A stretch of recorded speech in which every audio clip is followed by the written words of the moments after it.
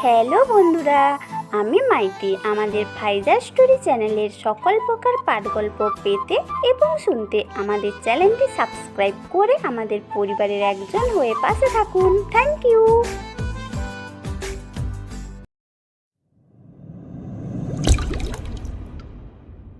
টানা 1 ঘন্টা ধরে একটা মাফিয়া গ্রুপের সাথে আকাশের লোকেরা যুদ্ধ করতে থাকে। এতে আকাশের কিছু লোক মারা যায়, তবে ওই গ্রুপের 10 জন লোককে ওরা জীবিত অবস্থায় ধরতে পারে। এরপর ওদের থেকে অনেক তথ্য জানতে পারে। তার কিছুক্ষণ পরেই ওদের কি ছেড়ে দেব? ছেড়ে দাও, তবে গাড়ির নিচে যেন দেখলে বোঝা যায় ওরা গাড়ি চাপা পড়ে মারা গেছে। আর এদের 10 জনকে দেশে 10টা আলাদা আলাদা জায়গায় নিয়ে গাড়ির নিচে ফেলে মেরে ফেলব। ঠিক আছে বস, আপনি যা বলবেন তাই হবে। আবির, তাহলে এখন চলো, আমরা দুজনে বাসে করে যাব। আমাদের 10টা গাড়ি আছে, সেখান থেকে একটা গাড়ি নিলেই তো হয়। যা বলেছি তাই করো। ঠিক আছে স্যার। বাকিরা তো গাড়ি নিয়ে চলে যায় ওদের নিয়ে। আবির আকাশ চলে আসে বাসে করে। কেননা আবির আর আকাশ 2 বন্ধু। ওরা একে অপরের জন্য কারোর প্রাণ নিতেও পারে আর প্রাণ দিতেও পারে। ওদের সম্পর্কে আস্তে আস্তে জানতে পারবেন। গল্প যতই সামনে শুনতে থাকবেন ততই গল্পের কাহিনীগুলো বুঝতে পারবেন। কিছুদিন পরে সকালবেলায় বাসের মধ্যে কিছু ছেলে মিলে কয়েকটা মেয়ের সাথে বাজেভাবে কথা বলতে থাকে।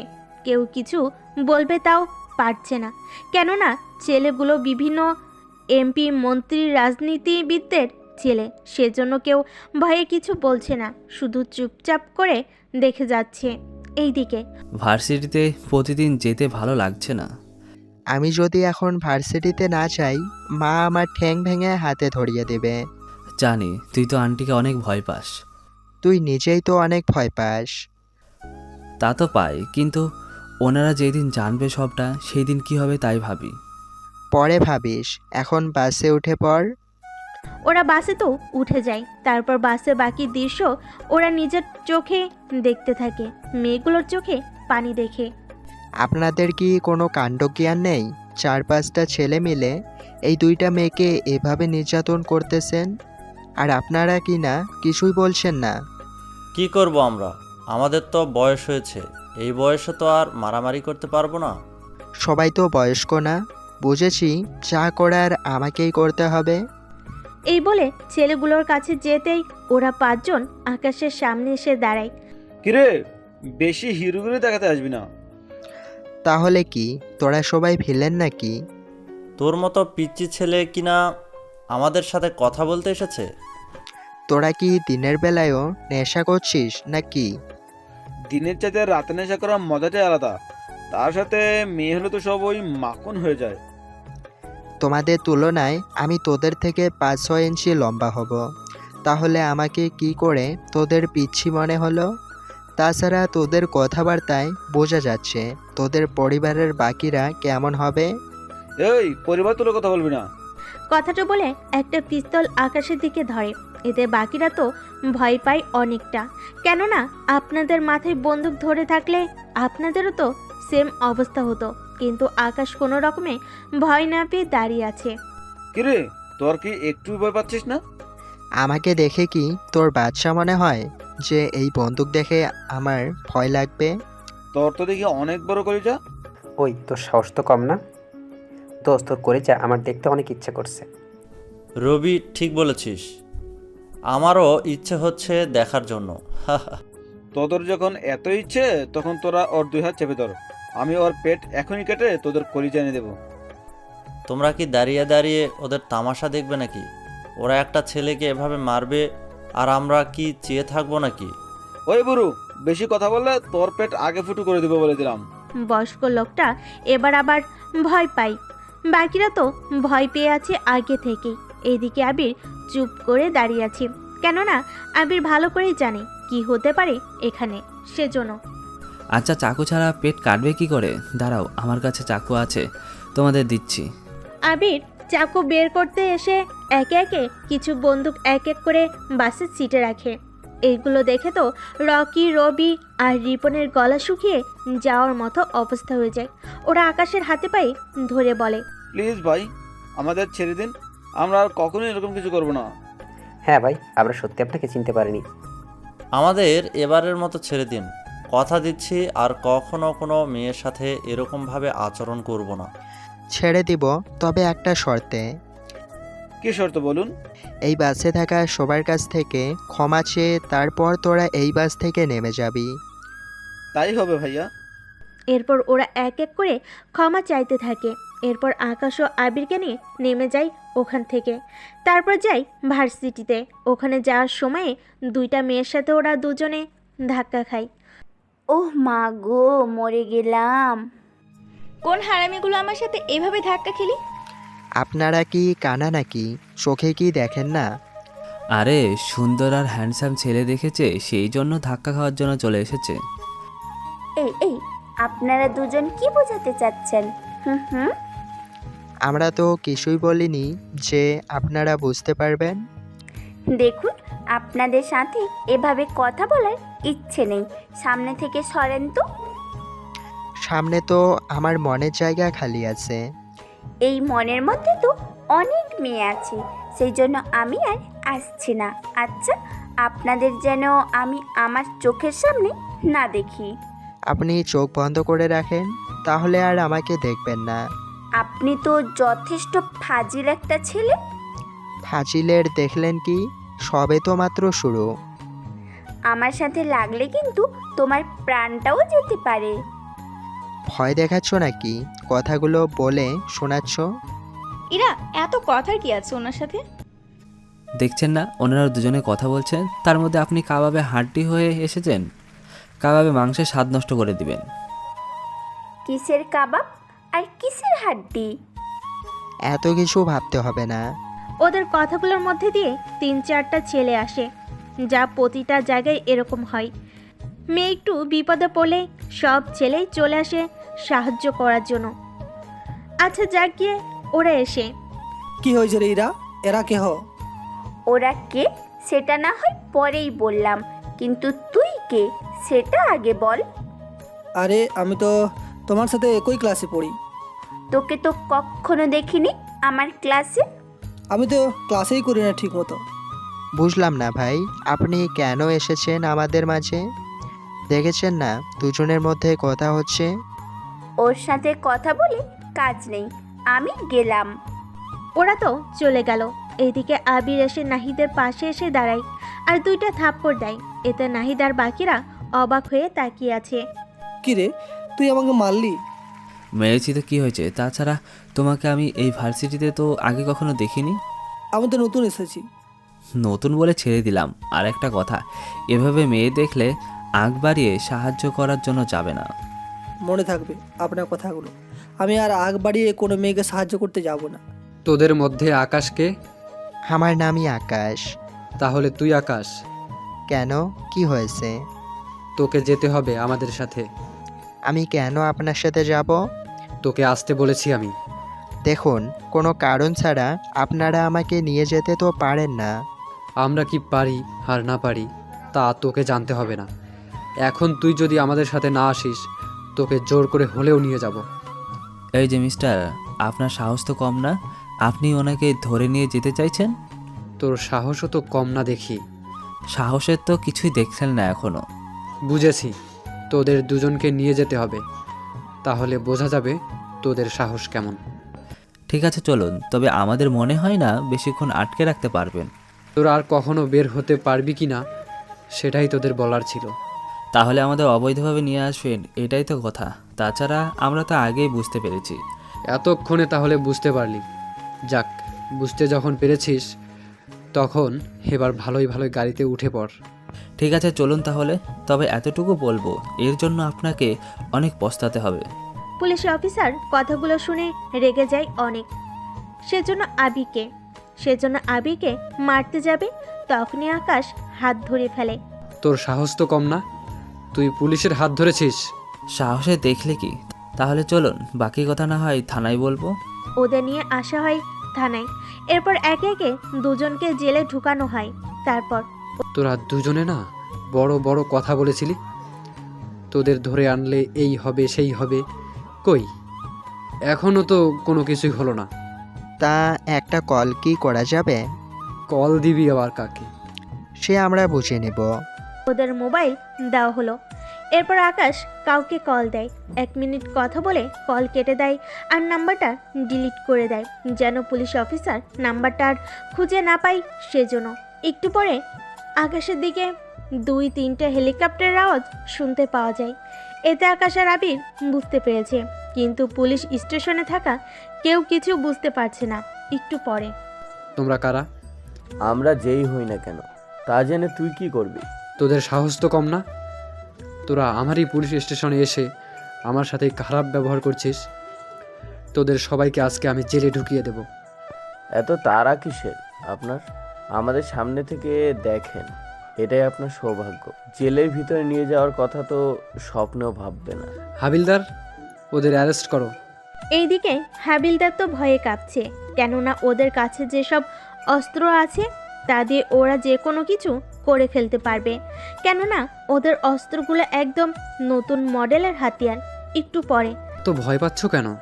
স্যার, আপনি নিজেই তো ভয় পেয়ে আছেন। কি চাই তোমাদের? আমি ওনাদের দুজনকে নিয়ে যেতে এসেছি। ঠিক আছে, নিয়ে যান। ম্যাক ওদের দুজনকে বের করে আনে। তারপর আবির এসে পুলিশ অফিসারের সামনে এসে দাঁড়ায়। আচ্ছা এবার বলো, আমাদের ধরে আনার কি ছিল? জানি না আমি। যখন জানিস না তখন ধরে কেন আনলি? কথাটা বলে পুলিশ অফিসারের শার্টের কলার ধরে ফেলে। এতে উনি তো ভয়ে শেষ। দেখ ভালোই ভালোই বলছি, নাম কি ওদের তা বল। নাহিদ ছিল ওর নাম। কোন নাহিদ? চিনি না আমরা। আমার অ্যাকাউন্টে ডলার পাঠিয়ে বলেছে আপনাদের দুজনকে যেন থানায় এনে একটু পানিশমেন্ট দিই। এই নাহিদ ছেলেটা কে হতে পারে? তা তো আমি জানি না, কিন্তু কি করব এখন? আচ্ছা এখন ওকে ছেড়ে দে, বেচারা এমনিতেও ভয় পেয়েছে অনেক। তাছাড়া আজকে এখানে যা যা হয়েছে তা যেন বাইরের কেউ না জানে। ঠিক আছে, কেউ জানবে না।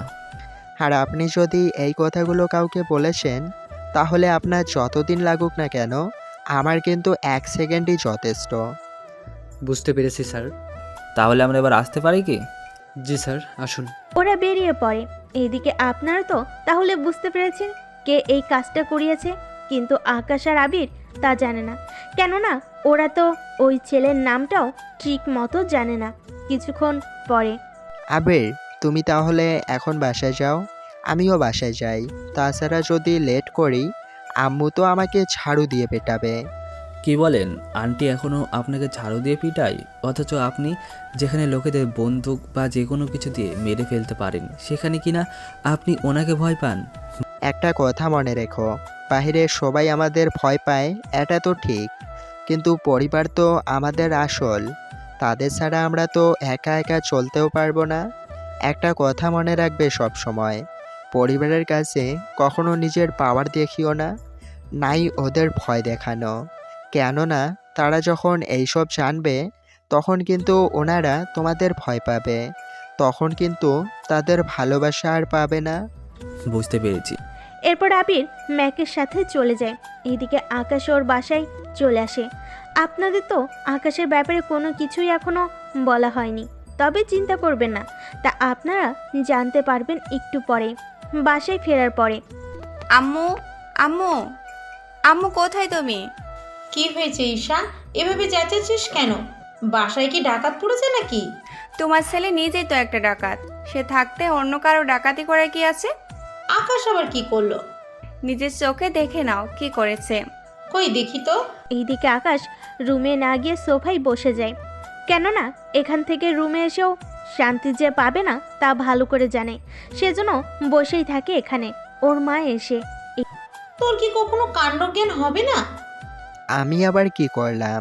তোকে যে আমি সকালে বাজার করতে পাঠিয়েছি, তুই তো বাজারও করলি না, আর নাই ডলারও ফেরত দিলি। এই রে, বাজার করার কথা তো আমার মনেই ছিল না। এখন কি হবে? মা তো রেগে আছে অনেক। ওই ওই কি ভাবছিস এরকম করে? ভাবছি আম্মু, তুমি আজকে একটু বেশি রেগে আছো না? তার রাগ একটু কমাও। দেখ, কোনো কথা বলে আজকে আর কাজ হবে না। তুই যাবি কিনা সেটা বল। তুমি ঈশাকে কেন বাজারে পাঠালে না? ঈশা কেন যাবে বাজারে?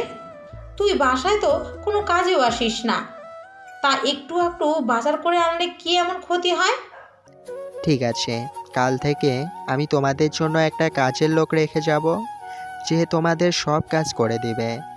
তা ওই ছেলের মাইনে কে দেবে শুনি? তোর বাবা নাকি আমি দিব, নাকি তুই নিজে দিবি? তুমি কেন দিবে? তাছাড়া আমি নিজেও তো কাজ করি না। তাছাড়া আব্বু যে মাইনে পায় তা দিয়ে তো হয়ে যাবে মোটামুটিভাবে। তোর কি আর কোনো কাজ নেই? তোর যে ছোট বোনটা বড় হচ্ছে, ওর তো বিয়ে দিতে হবে, ওর জন্য তো কিছু কিছু ডলার আমাদের জোগাড় করতে হবে। কথা তো ঠিক বলেছ, তবে চিন্তা করো না, ঈশার বিয়েতে যা খরচ হয় সব কিছু আমি দেখব। তুই নিজে এখনো সামান্য একটা শার্ট কেনার জন্য তোর বাবার কাছে টাকা চাইতে হয়, সেখানে তুই কিনা দিবি ডলার, তাও তোর বোনের বিয়েতে? এরকম পাম অন্য কাউকে দিবি? এই রে, আম্মু দেখি সবই ধরে ফেলেছে। তোকে না বলেছি আমি কখনো মুখের ভিতরে রেখে কথা না বলার জন্য? ঠিক আছে, আর বলবো না। এদিকে আকাশ ডলার নিয়ে বাজারে যায় আর বাজার করে আনে। তারপর ওর মাকে দিলে উনি সব ফ্রিজে রেখে দেয়। আপনারা আপাতত কিছুটা তো বুঝতে পেরেছেন আকাশের পরিবার কিন্তু অন্য অন্য গল্পে অনেক বড়লোক থাকে, কিন্তু এই গল্পে তারা অন্য ৮-১০টা মানুষের মতো জীবন কাটাতে থাকে। ওদের পরিবারে ওরা ৪ জন সদস্য। ওদের পরিবারে আকাশের বাবাই একাই রোজগার করে আর ওনার ডলার দিয়েই এই সংসার চলে। কিন্তু আকাশ এখনও বেকার। চাইলে আকাশ ওনাদের এই জীবন থেকে আরও আরামের জীবন দিতে পারে, কিন্তু ওর বাবা মা যদি তা জানতে পারে যে ওনার ছেলে এসব করে ডলার কামিয়েছে, তাহলে তো ওনারা কখনোই সে বাড়িতে যাবে না। এইদিকে রাতের বেলায় ভাইয়া, একটা কথা বলার ছিল। আমি তোর কোনো কথা শুনবো না। রাগ করিস না ভাই, আমি কিন্তু তখন ইচ্ছা করে মাকে কথাটা বলিনি।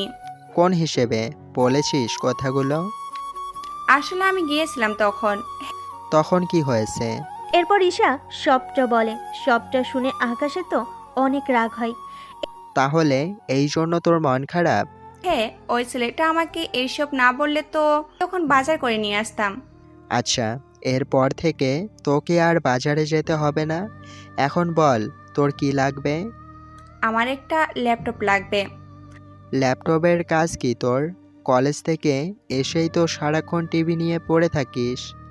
আসলে আব্বু যা ইনকাম করে তা দিয়ে তো সংসার চলে কোনো মতে, কিন্তু আমার বিয়েতে তো ডলার লাগবে, সে ডলার দিবে কি করে? সেই জন্য আমি অনলাইনে কিছু কাজ করে ডলার ইনকাম করব, আর সেগুলো জমিয়ে রাখতে চাই। তাহলে তো আমার বিয়েতে আর তেমন ডলারের কমতি হবে না। চিন্তা করিস না, তোর বিয়েতে যা খরচ হবে সব আমি দেব। আচ্ছা ঠিক আছে, আমি তোর জন্য নিয়ে আসবো একটা ল্যাপটপ। ঠিক আছে ভাইয়া। এদিকে সন্ধ্যার পর আকাশ বের হয় ওই ছেলেটাকে খুঁজতে, যে ছেলেটা ঈশার সাথে খারাপ ব্যবহার করেছিল। কিছুক্ষণ পর সামনে দেখে আবির দাঁড়িয়ে আছে। কি ব্যাপার আবির, তুই এখানে কেন? আমি তো এসেছি একটা কাজে, তা তুমি কেন আসলে? আমি তো এসেছি একটা ছেলেকে খুঁজতে। কোন ছেলে?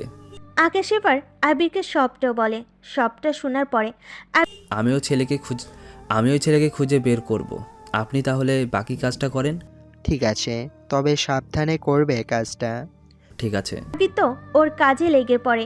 এইদিকে রাতের বেলায় ওনারা খেতে বসে, তখন আবিরের বাবাও ছিল। আকাশ, তোর সাথে আমার কিছু কথা আছে। কি কথা আব্বু? তোর জন্য আমি চাকরি দেখতেছি, ছোটখাটো একটা। কি চাকরি? তাছাড়া আমি নিজেই চাকরি দেখে নিব। চাকরি এখনো ঠিক করিনি, তাছাড়া আমি একা আর কত কি করব। তোকে তো কিছু একটা করতে হবে। বাবা, আমি পড়াশোনা শেষ করি আগে। তাছাড়া তুমি যখন বলতেছ, তখন আমি টিউশনি করিয়ে মাসে মাসে যে ডলার পাবো তা দিয়ে আমার খরচ আর তোমাদেরও কিছুটা সাহায্য করতে পারবো। চিন্তা করো না। ঠিক আছে, তুই যখন ভেবেছিস তখন আর কিছু বলার নেই। দেখ, তোকে কথাগুলো এই জন্য বলা, আমার তো বয়স হচ্ছে, আমার পরে তোকেই তো এই সংসারের দায়িত্ব নিতে হবে। সেটা তো লাগবেই। তাছাড়া চিন্তা করো না, আমি ব্যবস্থা করে নেব। পরের দিন আকাশ ভার্সিটিতে আসে, তবে ওখানে আকাশকে তেমন কেউ চিনে না। ক্লাসে আসে ক্লাস করার জন্য, এরপর নিজের সিটে এসে বসে পড়ে। কিছুক্ষণ পর স্যার এসে সবার সাথে পরিচয় করিয়ে দেয়। কে কি করে বা কার কি স্বপ্ন সব কিছু জিজ্ঞেস করে নিতে থাকে। কিছুক্ষণ পর তোমরা তাহলে সবার পরিচয় তো জানলে, কিন্তু এই ছেলে তোমার পরিচয় তো দিলে না। জি, আমাকে বলছেন? হ্যাঁ, তোমাকে বলছি, তোমার পরিচয় দাও। আমার পরিচয় দেওয়ার মতো এত বড় কিছু নেই। গরিব ঘরের সন্তান আমি, বাবার রোজগার সংসার চলে। ঠিক আছে, বসো তাহলে। তা কারো কোনো প্রশ্ন থাকলে বলতে পারো। স্যার, আমার একটা প্রশ্ন আছে। কি প্রশ্ন? এর মতো একটা গরিব ছেলে এখানে চান্স পেল কি করে, সেটাই তো বুঝতেছি না। দেখো ইরা, এখানে যে শুধু বড়লোক ঘরের ছেলেমেয়েরা চান্স পাবে এটা কিন্তু কথা না। এখানে মেধা দিয়ে চান্স পেতে হয়। মেধা আছে বলে তো মনে হচ্ছে না, দেখে বোঝা যাচ্ছে একটা খ্যাত ছেলে। সে যেমনই হোক, আজকে প্রথম ক্লাস বিধায় তেমন কিছু করালাম না। তোমাদের একটা অঙ্ক দেব, ওই অঙ্কটা করে আনতে হবে। চিন্তা করবেন না স্যার, আমি ওই অঙ্কটা করার অবশ্যই চেষ্টা করব। সেটা তো সময় বলে দিবে। এইদিকে স্যার অঙ্ক লিখে চলে যায়। অন্যদিকে আজকেও সেমভাবে নাহিদ আসে ওদের রুমে। নাহিদ বড়লোক বাপের একমাত্র ছেলে, সেজন্য একটু বেশি বিগড়ে গেছে। নাহিদকে ইরা নিজেও সহ্য করতে পারে না। নাহিদ তো ইরার কাছে এসে, কি ব্যাপার ইরা, তুমি আমাকে দেখে এরকমভাবে পালাচ্ছ কেন? কই পালাচ্ছিস? হুম, আমি তো নিজের জায়গায় বসে আছি। ক্লাস শেষ হলেই তো চলে যাবে পালিয়ে। আমি কি করব না করব তা তো আপনার কাছ থেকে আমি জানতে চাইনি। আমার সাথে এভাবে কথা বলো না। এভাবে কথা বললে কি হয়? হুম, কলিজায় যে অনেক বড় আঘাত লাগে। বাবা, তোর আবার কলিজাও আছে? কলিজা ছাড়া মানুষ বাঁচে নাকি? আশ্চর্য। এতদিন জানতাম না, এখন জানলাম। তাছাড়া ক্লাস শেষ, আমি এখন বের হব। এত তাড়া কিসের তোমার? তা জেনে তুই কি করবি? চলো না, কোথাও বসে আড্ডা দিব। আমার আড্ডা দেওয়ার মোটেও ইচ্ছে নেই। তুই এখন সর আমার সামনে থেকে। এইদিকে নাহিদের উপর জেদ করে ইরা বেরিয়ে যায়। সাথে ওর বান্ধবী তানুও বেরিয়ে পড়ে। ওরা যাওয়ার পরে তুই ওই দিনের সে ছেলেটা না? তোর সাহস তো কম না, তুই আমাকে তুই করে ডাকছিস। ওই দিনের মারে শিক্ষা হয়নি, সেজন্য আজকে আবার চলে এসেছিস মার খাওয়ার জন্য? আমাকে কে মারবে? তুই? তোর কি মনে হয় তুই আমাকে মারবি? আমি তোকে ছেড়ে দেবো? তাছাড়া আমি তোর থেকে অনেক বেশি সিনিয়র, বুঝলি কথাটা? সিনিয়র যখন সিনিয়রের মতো থাকো, এখানে জুনিয়রদের পিছনে পড়ে আছো কেন? ওকে ভালো লাগে বলে ওর পেছনে পড়ে আছি, কিন্তু তুই কে? তোকে কেন আমি এত কিছুর প্রশ্নের উত্তর দিচ্ছি? হ্যাঁ, আমার পরিচয় জানলে তুই তো এখানেই কাপড় নষ্ট করে দিবি। ঠিক আছে, বাকি দিনগুলোতে তোকে দেখে নেবো আমি। ওকে, তাই করিস। নাহিদ এবার বের হয়ে যায়। এদিকে কিছুক্ষণ পরেই আবির কল দেয়। কি হয়েছে বল? আজকে একটা ডিলের জন্য যেতে হবে ওই জায়গায়। তা তুই কি একা একা পারবি? ওরা তো আমার সাথে ডিল করবে না। আচ্ছা, কখন আসতে হবে তা আমাকে জানা, আর কোন জায়গায় এইসব হচ্ছে তা ঠিক করে জানাও আমাকে। কেননা ওদের তো মোটেও বিশ্বাস নেই, কোন দিক থেকে কি করে বসে তার কোনো বিশ্বাস নেই। বুঝতে পেরেছি সব কথা। আমি তাহলে সব ডিটেলস নিয়ে কল দিব। একটা কথা বলতে ভুলে গেছি। কি কথা? ওই ছেলেটাকে তো ধরে নিয়ে এসেছি। কোন ছেলেকে? যে ছেলেটা ঈশাকে বাজে কথা বলেছে। ওকে, তুই নিজেদের মতো করে যা করার করতে থাক। ঠিক আছে। এদিকে ছেলেটাকে মারতে থাকে, তারপর অনেক কিছু শিখিয়ে দেয়। সবটা শেখানো শেষ হলে ছেড়ে দেয়। অন্যদিকে কোনো কিছুর খবর পেয়েছো? স্যার, একটা খবর পেয়েছি। কি কথা? এখানে বলবো নাকি বড় স্যারকে ডেকে নিয়ে আসবেন? ওনার সামনে বলবো? ঠিক আছে, ওনাকে নিয়ে আসতেছি কল দিয়ে। এরপর ওনাকে কল দেওয়া হয়। কিছুক্ষণ পরে উনি আসলেন। কি ব্যাপার, আমাকে কল কেন দিলে? আমরা কিছু তথ্য পেয়েছি, সেগুলো আপনাকে জানানোর জন্য এসেছি। কি তথ্য বলো? হাবিলদার সবটা বলতে থাকে। সবটা শুনে ডিসির কপাল ঘামতে থাকে, যা ওরা লক্ষ্য করেছে। কি ব্যাপার স্যার, আপনার কপাল ঘামাচ্ছে কেন? তোমরা যাদের খবর এনেছো তাদের কি জানো ওরা কারা? ওরা কারা? ডিসি, ওরা হচ্ছে বড় বড় মাফিয়া গ্রুপের প্রধান। ওদের ধরা যতটা কঠিন, আবার ওদের হাতে মারা যাওয়াটা ঠিক ততটাই সহজ। ওরা চাইলে এই পুলিশ স্টেশন 2 মিনিটে ধ্বংস করে দিতে পারে। আর তুমি কিনা ওদের ধরার কথা বলছো? তাহলে কি ওরা এভাবে ক্রাইম করে যাবে? আমরা চেয়ে চেয়ে দেখব? সুযোগের জন্য আমাদের অপেক্ষা করতে হবে, সুযোগ বুঝে কাজ করতে হবে। সে সুযোগ আসবে কবে তাহলে? তাড়াতাড়ি ও আসতে পারে। আচ্ছা, ওদের যখন ড্রিল হবে তখন আমরা ওদের ওখানে একটা ঝামেলার সৃষ্টি করব। তাহলে ওরা নিজেদের মধ্যে মোটামুটি কিছুক্ষণ মারামারি করবে। একে একে ওরা নিজেরাই নিজেদের লোকদের মারবে। এতে সুযোগ হলে ওখান থেকে আমরা ওদের ধরে নিয়ে আসব। আইডিয়া খারাপ না, এখন শুধু দেখো প্ল্যান অনুযায়ী কাজ করা হয় কিনা। সেই অনুযায়ী চেষ্টা করব কাজ করার জন্য। এইদিকে ওরা তো প্ল্যান করতে থাকে। অন্যদিকে রাতে আকাশ যখন বাড়িতে ফিরে তখন ওর বাবা ওকে জিজ্ঞেস করে, তোকে যে বলেছি তা কি কাজ হয়েছে? হ্যাঁ বাবা, কাজ হয়েছে, তুমি কোনো চিন্তা করো না। আমি 2-3 দিনের মধ্যে ব্যবস্থা করে নেব। তাছাড়া আব্বু, আমি কালকে বাসায় ফিরবো না রাতের বেলায়। বাসায় না ফিরলে যাব কোথায়? একটু কাজ আছে, সেজন্য বাসায় ফিরতে পারবো না। তাছাড়া আমি সকালে বাজার করে এনে দিয়ে যাব। ঠিক আছে। এইদিকে পরের দিন বাজার করে ওর মাকে দেয়। এরপর ওনাদের সাথে কথা বলে আকাশ চলে আসে ওর আস্থানায়। আস্থানায় আসতেই সবাই কিং বলে আকাশকে শুভেচ্ছা জানাতে থাকে। বস বস, এক্ষুনি আমাদের রওনা দিতে হবে। কিন্তু তুমি একা কেন যাবে? আমি তো প্রথমে যাব ওখানে আপনার সিকিউরিটি ঠিক করতে, তারপর তো আপনি আসবেনই। তবে যাই করো না কেন, সাবধানে করবে। বুঝতে পেরেছি। তাছাড়া জাফর ইকবালের এত বড় সাহস হবে না আপনাকে কিছু বলার। তাও বলা যায় না, সবাই সুযোগ খুঁজবে। তাছাড়া ওখানে আরও অনেক লোক থাকবে। বুঝতে পেরেছি। আমাদের লোকদের ভালোভাবে থাকতে বলিও। কিন্তু স্যার, আমার একটা প্রশ্ন ছিল। কি প্রশ্ন বলো? ওখানে জাফরের সাথে নাকি আরো কয়েকটা মাফিয়া আসবে।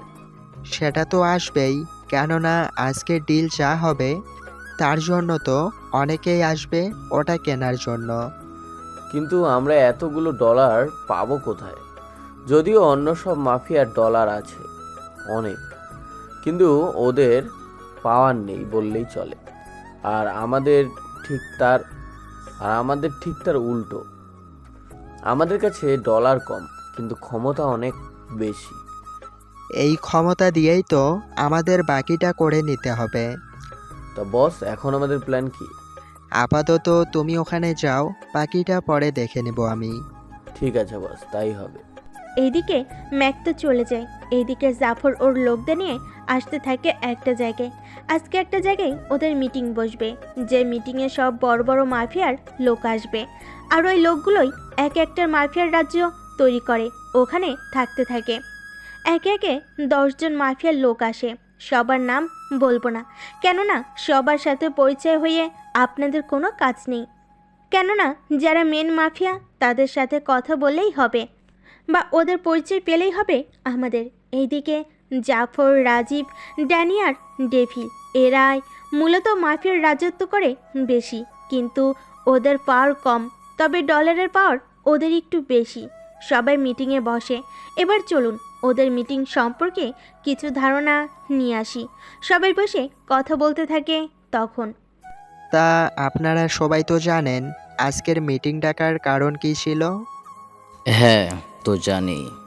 তা এনেছে তো সেটা? তা ওই জিনিসটা বের করে সবাইকে দেখাও। তাড়াতাড়ি করো, সময় বেশি নেই হাতে। আরে এত তাড়া কিসের, সবই দেখতে পারবে আস্তে আস্তে। তার আগে কিছু কথা সেরে নিচ্ছি। কি কথা? কথাটা হচ্ছে এইটা আমি বিক্রি করতেছি, তবে একটা শর্তে। কি শর্ত? দেখো, তুমি যা চাও তাই পাবে। আমি ওই জিনিসটার জন্য যে কোনো মূল্য দিতে রাজি আছে। বেশি কথা না বলে আগে বের করো। আপনারা কি ভুলে যাচ্ছেন কার সামনে দাঁড়িয়ে কথা বলছেন? হতে পারে তোমাদের ক্ষমতা বেশি, কিন্তু আমাদেরও কম না। তা জানি আমি। তা ভাই, এখন যা বলে তা ভালো করে শোনেন। তবে একটা কথা, তবে একটা কথা, বেশি কথা যেন শুনতে না হয়, যা বলার একজন একজন করে বলবেন। ঠিক আছে, শুরু হয়ে যা। এই ভিডিওটা দেখেন। এরপর একটা ভিডিও চালানো হয়। ওই ভিডিওতে সব কিছু দেখানো হয়, কোন অস্ত্র দিয়ে কি করা যায় আর কোনটা কি কাজে ব্যবহৃত করা হয় তা ওই ভিডিওর মধ্যে আছে। সবাই মনোযোগ দিয়ে ভিডিওটা দেখতে থাকে। দেখা শেষ হওয়ার পরে আশা করি আপনারা সবাই বুঝতে পেরেছেন। সবই তো বুঝলাম, তাহলে এগুলো কি কোথায় পেলে? ভাই যেখান থেকে এনেছে সেখানে তোমরা কখনোই যেতে পারবে না, সেই জন্য শুধু শুধু শুনে কাজ নেই। তারপরও জানতে তো ইচ্ছে হবে, কোথায় পেলে এইগুলো আর কিভাবে এত দূর পর্যন্ত আনলে? ভাই যেখান থেকে এনেছে সেখানে তোমরা কখনোই যেতে পারবে না, সেই জন্য শুধু শুধু শুনে কাজ নেই। তারপরও জানতে তো ইচ্ছে হবে, কোথায় পেলে এইগুলো আর কিভাবে এত দূর পর্যন্ত আনলে? বললাম না এইসব বিষয় জানতে হবে না। আমরা যদি না জানি তাহলে এইগুলো এখান থেকে নিয়ে যাব কি করে আমরা? চিন্তা করবে না, ঠিকানা আমাদের বলে দিলেই হবে, আমরা নিজ দায়িত্বে পৌঁছে দিব। তাহলে তো আর কোনো চিন্তা নেই আমার। চিন্তা যে নেই তা শিওর হবে কি করে? তাছাড়া তুমি যে এইগুলো কিনতে পারবে তা শিওর হচ্ছ কি করে? তা কি তোদের জানতে হবে? দেখ, সাবধানে কথা বলবি আমার সাথে। এইদিকে ওরা চারজনই নিজেদের মধ্যে কথা কাটাকাটি চলতে থাকে। একে একে ওরা কি করবে তা ওরা নিজেরাও বুঝতে পারছে না, কেননা ওদের কথা অনুযায়ী এটা বোঝা যাচ্ছে ওরা অস্ত্র কেনার পরে প্রথমে নিজেদের মধ্যে ঝামেলা শুরু করবে। সেজন্য চুপ করুন সবাই।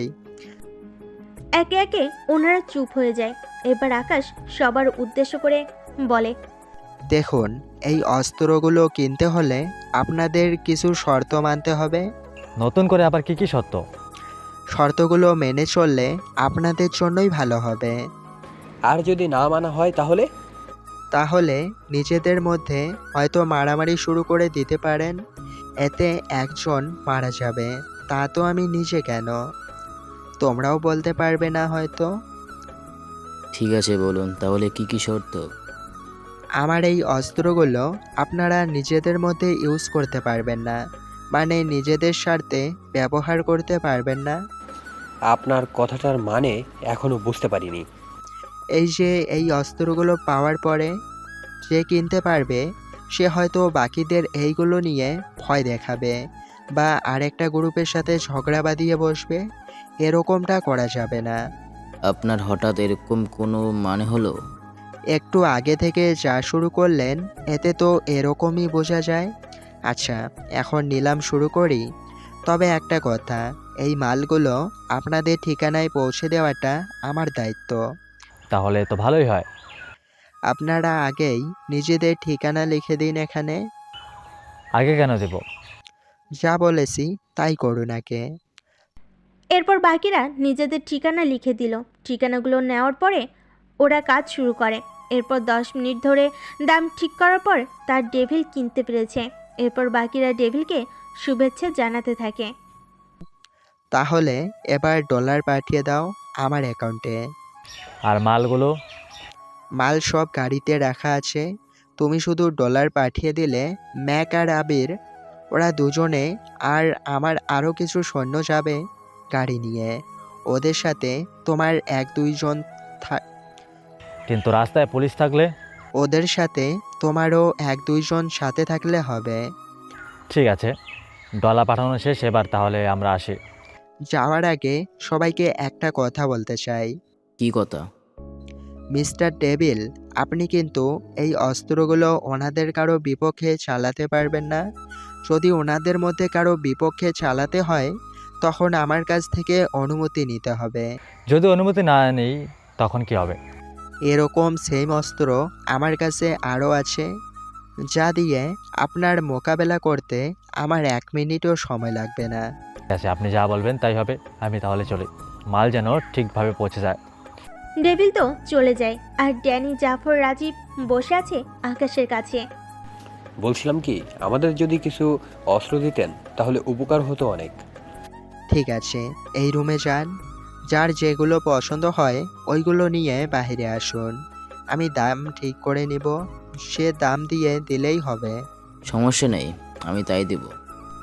এরপর ওরা বাকি 3 জন রুমে গেল, যে যার মতো করে হাতিয়ার নিয়ে বের হতে থাকে। এরপর ওইগুলোর দাম করে ওদের কাছে বিক্রি করে দেয়। এতে মোটামুটি আকাশের কাছে এখন প্রায় $100 কোটি মজুদ আছে। ঠিক আছে, এবার তাহলে আপনারা আসতে পারেন। তাও যাওয়ার আগে আরও একটা প্রশ্ন করার ছিল। নতুন করে আবার কি প্রশ্ন করবেন? আপনার চেহারা যদি একটু দেখাতেন। এই কথা প্রথমবার বলেছেন, দ্বিতীয়বার যদি বলেন তাহলে বাঁচিয়ে রাখবো না আমি, কথাটা মনে থাকে যেন। ঠিক আছে, আর করবো না প্রশ্ন। এইদিকে বাকিরা চলে যায়। অন্যদিকে আবির আর ম্যাক গাড়ি নিয়ে যেতে থাকে। তখন ওখানে কিছু পুলিশ ওদের গাড়িগুলো আটকায়। সবাই গাড়ি থেকে নামো, তোমাদের গাড়িগুলো চেক করা হবে। কিছুই হবে না, আমরা এনেছি 10 জনের মতো লোক আছি, আর ওরা তো মাত্র 5 জন। এত ভয় পেলে কি চলবে? আরে সামান্য কিছু পুলিশ দেখে যদি এত ভয় পাও, তাহলে তো তোমাদের দিয়ে ডেভিল কি করে নিজের কাজ চালায় সেটাই তো বুঝতে পারবি না। তাহলে এখন চুপ করে বসে থাকো। এইদিকে হাবিলদার আরও কয়েকজনের গাড়ি নিয়ে চেক করতে থাকে। একে একে 3টা গাড়িতেই ওরা অস্ত্র দেখতে পায়, আর বাকিদের আসতে বলে। স্যার স্যার, প্রতিটা গাড়িতে অস্ত্র রাখা আছে। কি বলছিস তুই? তাহলে তো আজকে পকেট ভরে নিব, আর না হয় ওদের ধরে প্রমোশন করিয়ে নিব। স্যার, আমাদের দিকেও একটু দেখাবেন? আগে চল, ওদের সাথে কথা তো বলি। জি স্যার, চলুন। এরপর পুলিশ ইন্সপেক্টর আর হাবিলদার আসে ওখানে। ওই গাড়িতে করে কি নিয়ে যাচ্ছিস? কেন এত তল্লাশি করে? ওরা কি কিছু বুঝতে পারেনি যে নতুন করে আবার জিজ্ঞাসা করে যাচ্ছে? তোর তো দেখি সাহস অনেক বেশি। সাহসে দেখলে কি মিস্টার? আচ্ছা যাক গিয়ে, তোদের সাথে যা বলার জন্য এসেছি। যা বলার তাড়াতাড়ি বলুন, মালগুলো ডেলিভারি দিতে হবে। ডেলিভারি দেওয়ার আগে আমার পকেট গরম করে দে, তাহলে আমি তোদের যেতে দিব। তা কত দিতে হবে? বেশি না, 1 কোটি দিলেই হবে। এত কম ডলারে আপনার পকেট ভরে যাবে তো? হ্যাঁ যাবে, সেজন্য বেশি কথা না বলে যা করতে বলেছি তাড়াতাড়ি কর। এগুলো ডলার তো, ক্যাশ নেই এখন। ঠিক আছে, কাউকে দিয়ে হানিয়ে নে। ঠিক আছে, তাহলে অপেক্ষা করুন। এইদিকে আবির পুলিশ অফিসারকে কথায় ব্যস্ত রাখে। অন্যদিকে বাকিরা বন্দুক নিয়ে নামে, আর পুলিশ অফিসার আর হাবিলদারের মাথায় ধরে। স্যার, আমাদের বাঁচান। তোদের চিন্তা পরে কর, আগে আমাকে তো বাঁচা। নিজেকে বাঁচাতে পারলে তো আপনাকে বাঁচানোর কত চিন্তা করব। দেখ, তোদের কাছে 2টা অপশন আছে, হয় তোরা এখান থেকে চলে যা, আর না হয় নিজে প্রাণ দিয়ে যা। বাকিটা এবার তোদের ইচ্ছে। ঠিক আছে, আমরা নিজেরা এখান থেকে চলে যাচ্ছি। এরপর ওরা তো ওখান থেকে চলে যায়। এইদিকে আবির আর ম্যাক গাড়িগুলো চালিয়ে চলে আসে। এইদিকে পুলিশ অফিসার হেডকোয়ার্টারে কথাগুলো জানায়। ওনারা কোনো অ্যাকশন নেওয়ার আগেই আবির আর ম্যাক গাড়িগুলো নিয়ে ডেভিলের দেওয়ার ঠিকানায় চলে আসে। এই নিন আপনার মাল। তা কোনো অসুবিধা হয়নি তো? বাকিটা আপনার লোকেদের কাছ থেকেই শুনে নেবেন। আমরা তাহলে চলে এবার। ঠিক আছে।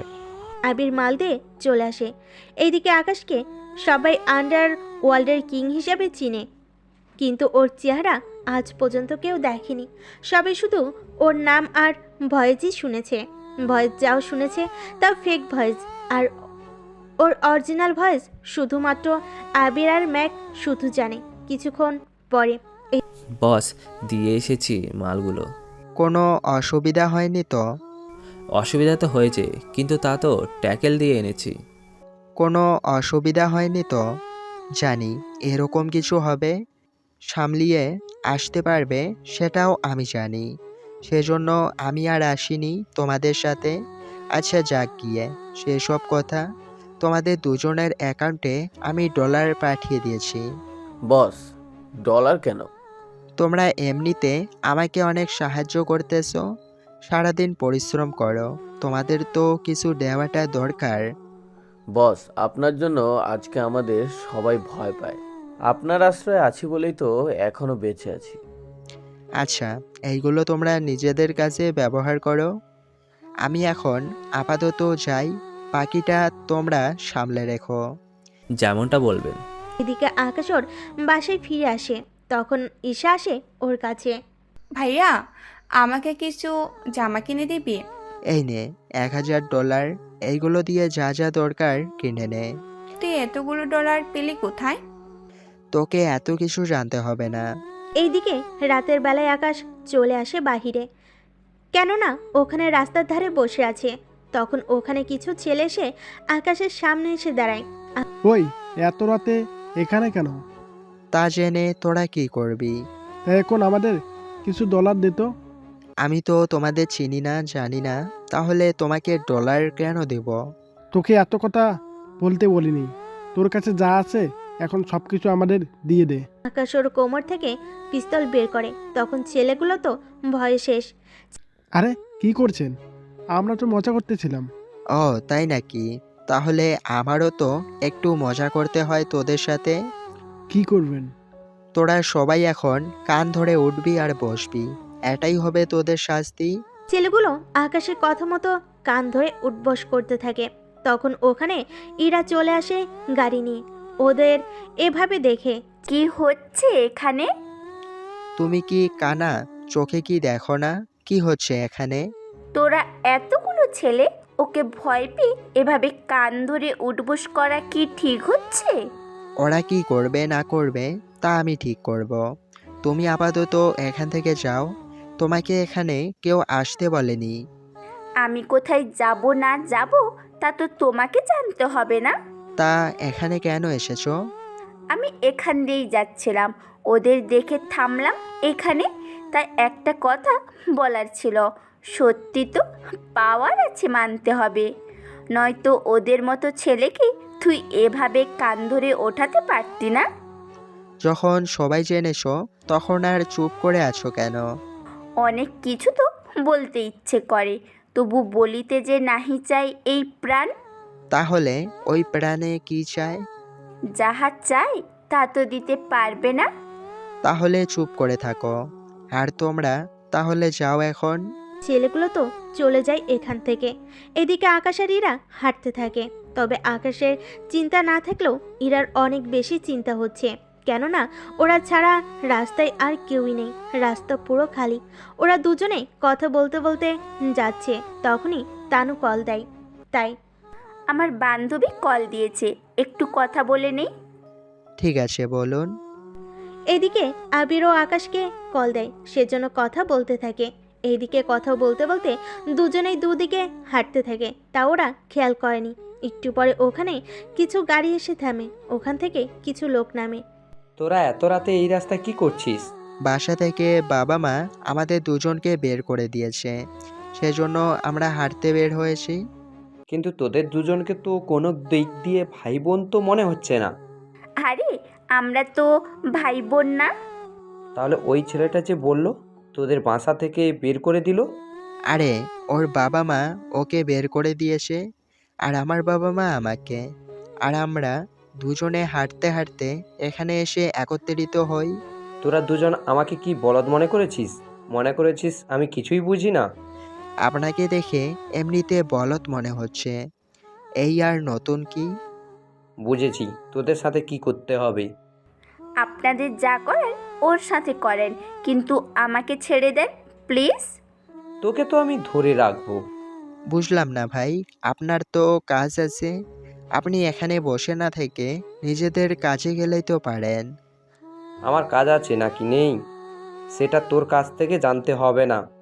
তাহলে আমাদের এভাবে ধরে রেখে আপনার কি লাভ? আচ্ছা তোরা এখানে বস, আর তুই কাজীকে খবর দে। কাজী কেন? তোর বিয়ে দিতে। আশ্চর্য, আমার বাবা মা আমার বিয়ে দেবে, তা না করে আপনি কেন? তাছাড়া বিয়েটা কার সাথে? যার সাথেই হোক না কেন, কাজী আসার পরে দেখতে পারবি। এবার ইরা তো ঘাবড়ে যায়। এদিকে আকাশ নর্মালভাবেই আছে, কেননা ইরার বিয়ে যার সাথে হোক না কেন এতে আকাশের তো কোনো সমস্যা নেই। 20 মিনিট পর ওখানে কাজী আসে। কার বিয়ে দিতে হবে বলেন? এখানে কেউ বিয়ে করছে না। তাহলে আমাকে কেন ডেকে আনা হয়েছে? সেটা আমি কি জানি? সে কি কথা, বিয়ে না হলেই আমাকে কেন আনা হয়েছে এখানে? যে আপনাকে আসতে বলেছে আপনি তাকেই জিজ্ঞেস করেন। এই যে আপনি বলেন বিয়েটা কার? আমি তো এই বিয়ে করব না। মেয়ে যখন রাজি না তখন এই বিয়ে হবে কি করে? সেটাই তো বলতেছি আমি। ওই তোরা চুপ কর, আমি যা বলতেছি তাই হবে। আচ্ছা ভাই, আমি বুঝতে পেরেছি আপনি ওনাকে বিয়ে করবেন। তাহলে আমি এখানে থেকে কি করব? আমি চলে যাই, আপনারা দুজনে বিয়ে করে নেন। ছি, আমি এই খাটাস মার্কা লোককে কোনোভাবেই বিয়ে করব না। বেশি কথা বললে আমি বিয়ে ছাড়াই তোর সাথে বাসর করে নিব। তুই শালা তো দেখি আসলেই একটা লুইচা। লুচ্চামির কি দেখলি? ওই কাজী, তুই তাড়াতাড়ি করে ওই মেয়ের ডিটেলস লেখ। না, আমি কোনো কিছু বলবো না। তুই যদি কোনো কিছু না বলিস তাহলে আমি কিন্তু। এই বলে বন্দুক বের করে ইরার মাথায় ধরে। এইদিকে ইরা তো ভয়ে ভয়ে শেষ, মুখ দিয়ে কোনো কথাই বের হচ্ছে না। সেজন্য লোকটা ইরার ব্যাগ থেকে ওর আইডি কার্ড পায়। এইদিকে আকাশ তো চুপ করে আছে, কোনো কথা বলছে না, কেননা ইরা অনেক বেশি জ্বালাতো আকাশকে। তার উপর ইরার প্রতি আকাশের মোটেও কোনো ফিলিংস ছিল না, যে যার কারণে ইরাকে পছন্দ করবে। এইদিকে কাজের সবটা লিখতে থাকে। বরকে আর বরের নাম কি? বর হচ্ছে ওই ছেলেটা যে ওই মেয়েটার পাশে বসে আছে। লোকটার কথাই ইরা যতটা না অবাক হয়। কি বলছেন ভাই? এর মতো মেয়েকে বিয়ে করলেই জীবনটা যে তেজপাতা বানিয়ে ফেলবে। তুই কি ভেবেছিস আমি তোকে বিয়ে করার জন্য এখানে বসে থাকবো? তোর মতো পেতনিকে কে বিয়ে করবে? দরকার হলে আমি ওনাকে বিয়ে করব, তাও তোকে আমি বিয়ে করব না। তাহলে তো বেঁচেই গেলাম ভাই। তাহলে আপনি ওনাকে বিয়ে করেন আর আমাকে ছেড়ে দিন। চুপ কর তোরা, আমি যা বলেছি তাই হবে। তোদের দুজনের বিয়ে আমি এখানেই দিব, আর এক্ষুনি। আর সাক্ষী হিসেবে তো আমরা আছি। তাছাড়া তোদের বিয়ে কিছু ছবি তুলে নিলাম। এবার তোরা তাড়াতাড়ি করে সাইন করে নে। ইরা তো সাইন করবে না, পরে লোকটা ভয় দেখিয়ে সাইন করিয়ে নেয়। এইদিকে আকাশকেও সেমভাবে জোর করে সাইন করায়। আজ থেকে তোমরা স্বামী স্ত্রী। এবার আমার হাদিয়া দিয়ে দাও, আমাকে তো যেতে হবে। যে বিয়েতে আমার মতই ছিল না, সে বিয়েতে আমি কেন ডলার দিব? হুম। তা বাবা, তুমি তো দিতে পারো। কত দিতে হবে বলেন? তাছাড়া আপনার তো কোনো দোষ নেই। শুধু শুধু আপনাকে এখানে আটকে রাখা ঠিক হবে না। সত্যি বাবা, তুমি অনেক ভালো ছেলে, কিন্তু যাকে বিয়ে করেছো জানি না তুমি কতদিন আর সুখে থাকবে। ওই পেতনিকে বিয়ে করে আমার জীবনটাই যে শেষ হয়ে গেল। তোকে বিয়ে করে মনে হচ্ছে আমার জীবনটা সার্থক হয়েছে। আমার মতো ছেলেকে পেয়েছো, এটাই তোমার সাত কপালের ভাগ্য। এদিকে লোকটা ছবিগুলো আকাশ আর ইরাকে পাঠিয়ে দেয়, তার সাথে বিয়ের সব কাগজপত্র ওদের দিয়ে দেয় এবং কাজীর কাছে বাকি কাগজ রেখে দেয়। কাজী সাহেব, এইগুলো সাবধানে রাখবেন, ওরা যেন কোনো ঝামেলা না করতে পারে। চিন্তা করবেন না, হয়ে যাবে সব কিছু। এদিকে কাজী আর ওই লোকটা যে চলে গেছে তা আকাশ আর ইরা দুজনেই খেয়াল করেনি। ওরা তো ঝগড়া করেই চলেছে। একটু পর দেখুন, আমি আপনাকে যেহেতু বউ হিসেবে মানি না, সেহেতু আমি আপনাকে আমার বাসায় নেব না। এমন ভাব ধরতেছে মনে হয় আমি তোমার বাসায় যাওয়ার জন্য উঠে পড়ে লেগেছি। সেটাই তো মনে হচ্ছে।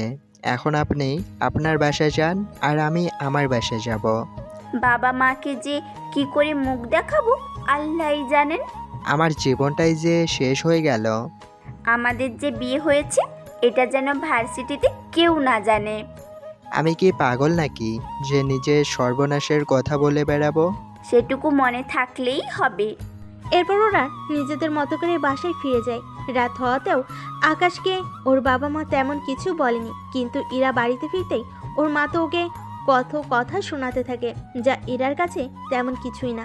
কেননা এরকম কথা ইরা প্রায় শুনে থাকে ওর বাবা মার কাছ থেকে। পরের দিন সকালে তোমাদের সাথে আমার কিছু কথা আছে। কি কথা?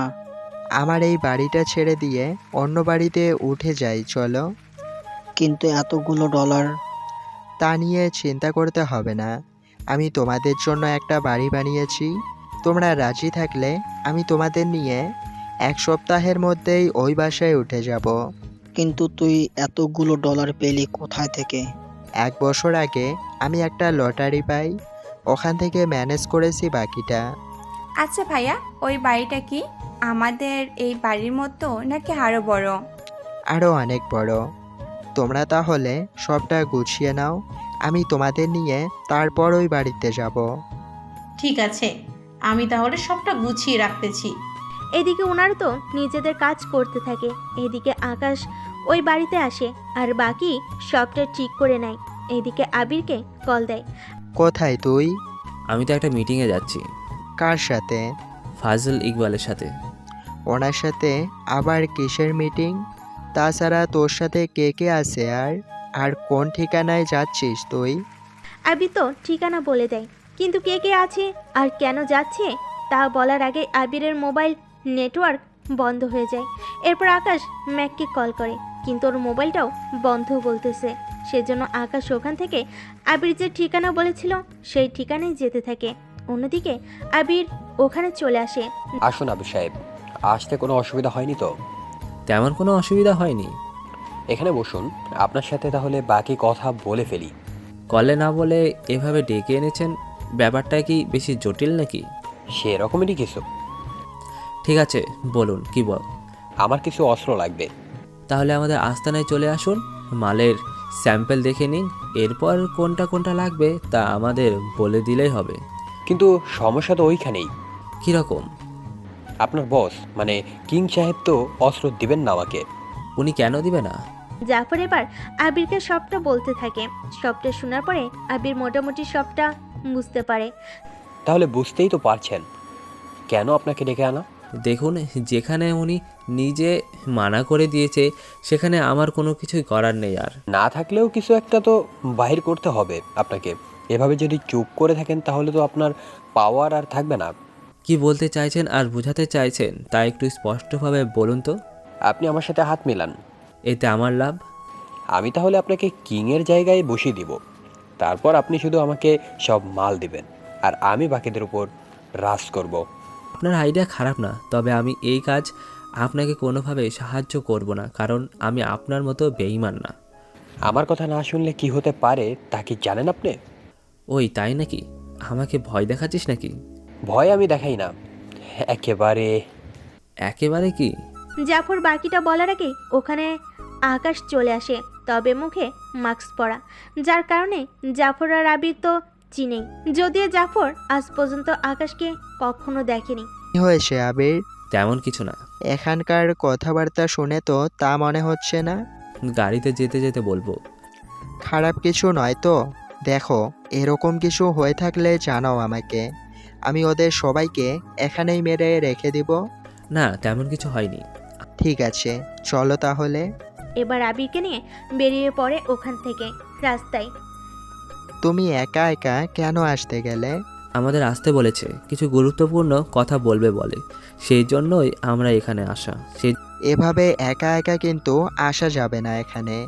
এরা কিন্তু সুযোগ খুঁজতে থাকবে, সুযোগ পেলেই এরা ক্ষতি করতে চাইবে। ওরা আমাদের ক্ষতি করার আগে ওরা নিজেরা 100 বার ভাববে। আচ্ছা, কি কথা বলার জন্য এনেছিল তোমাকে?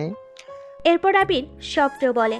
সবটা আপনাদের আর শুনে কাজ নেই, কেননা আপনারা তো একবার শুনেছেন, সেজন্য দ্বিতীয়বার আর বললাম না। কথাগুলো আমাকে আগে বললে তো আমি ওদের ওখানেই শেষ করে দিতাম। থাক সেসব কথা, তাছাড়া আমরা নিজেরা ঠিক থাকলে কেউ আমাদের মাঝে ফাটল ধরাতে পারবেন না। সেটা আমি জানি। আচ্ছা, আমি বাবা মাকে নিয়ে আমার নতুন বাড়িতে উঠে যাব, তুই কালকে আসিস আমার সাথে। আমি এসে কি করব? ফার্নিচার আর বাকিটা গোছাতে তো আমাকে সাহায্য করতে হবে। আমাদের কিছু লোক নিয়ে যা। ওদের দেখলে বাবা মা এমনিতেও সন্দেহ করবে, তার উপর ভদ্রভাবে তো ওরা কথাই বলতে পারে না ঠিক মতো করে। সব বুঝলাম, তা আমি চলে আসবো সকালের দিকে। ঠিক আছে, তুই তাহলে এখন যা, আমি কল দিলে চলে আসিস সকলে। পরের দিন সকালে কল দিলে আবির আসার সময় একটা ট্রাক আনে সাথে করে, কেননা আসবাবপত্র সব কিছু এটাতে করে নিয়ে যাবে সেজন্য। এতক্ষণ লাগলো আসতে তোর? কি করব, ট্রাক ম্যানেজ করতে করতে তো সময় পার হয়ে গেল। আচ্ছা, পরিচয় করিয়ে দেই। এরপর আবিরকে বাকিদের সাথে পরিচয় করিয়ে দেয়। তখন ছিল না ওখানে, কেননা ঈশা তো নিজের যাবতীয় যা কিছু আছে তা গুছাতেই ব্যস্ত। এইদিকে আবির উপরে যায়, কিন্তু ভুল করে ঈশার রুমে ঢুকে পড়ে। এদিকে ঈশা বের হবে, সাথে সাথে আবিরের সাথে ধাক্কা লেগে দুজনেই নিচে পড়ে যায়, তবে আলাদা আলাদাভাবে। নিচে পড়ে এই সরি আমি আপনাকে দেখতে পাইনি। আপনি কি কানে নাকি যে আমার মতো এত বড় একটা মেয়েকে দেখতে পারেননি? সত্যি বলছি, আমি আপনাকে মোটেও দেখতে পাইনি। তা এটা বলুন, আপনি এখানে কেন? আমি তো আকাশ স্যারের। কি? ভাইয়া নিজেই তো কাজ করে না, আবার ছাড় হলো কি করে? সে যাক গিয়ে, এখানে কেন এসেছেন তা বলেন আমাকে। আমি তো এসেছিলাম মালগুলো গাড়িতে ওঠাতে, কিন্তু মাঝখানে আপনি এসে পড়লেন। তাহলে এগুলো নিন আর আমার পেছনে পেছনে আসুন। তা আপনি খালি হাতে কেন যাচ্ছেন? কাজ তো আপনি করতে এসেছেন, তাহলে আমি শুধু শুধু এত ভারী জিনিস কেন নিব? তাছাড়া আমি আমার জিনিসপত্রগুলো নিয়ে যাব, বাকিটা আপনি দেখে নিন। ভাব নিচ্ছেন আমার সাথে? আমি তো মেয়ে, ভাব তো নিতেই পারি। ভুলটা আমারই হয়েছে, আমি তো ভুলে গিয়েছিলাম মেয়ে মানুষের বুদ্ধি বলতে কিছুই নেই। পুরোবার তো ভুল বললেন। তাহলে সঠিকটা কি? সঠিক হচ্ছে মেয়েদের বুদ্ধি হাঁটুর নিচে থাকে। সরাসরি আপনাকে বলতে চাইনি বলে কথাটা আমি ঘুরিয়ে বললাম, কিন্তু আপনার জন্য তা আর হলো না। আপনাকে তো আমি আমার কিছুই করতে পারবেন না। কেন পারবো না? কারণ এরপর আমাদের দেখাই হবে না। বলা তো যায় না, হতেও পারে দেখা আবার। তাহলে তো সেটা আপনার ভাগ্য বলে ধরে নিতে হবে। তবে আপনি দেখতে অনেক কিউট। আমার ভাই তো তাই হবে, তবে তার সাথে আরেকটা কথা বলে। কি কথা শুনি? কিউট পেতনি বলে, আমাকে নাকি পেতনিদের মতো কিউট লাগে। আচ্ছা, আপনার সাথে কথা বলে আমার কোনো কাজ নেই, এমনিতে লেট হয়ে যাচ্ছে অনেক, আমাকে যেতে হবে, বাকিটা আপনি নিয়ে যাবেন এখান থেকে।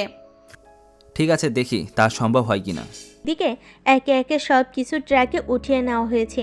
কিছুক্ষণ পর সব কিছু নিয়ে রওনা দেয় আকাশ ওর নতুন বাড়ির দিকে। বাড়িতে এসে ওনারা তো অবাক। এত বড় বাড়ি? হ্যাঁ মা, আজকে থেকে আমরা এই বাড়িতে থাকবো। কিন্তু এতগুলো ডলার তুই পেলি কোথায় থেকে?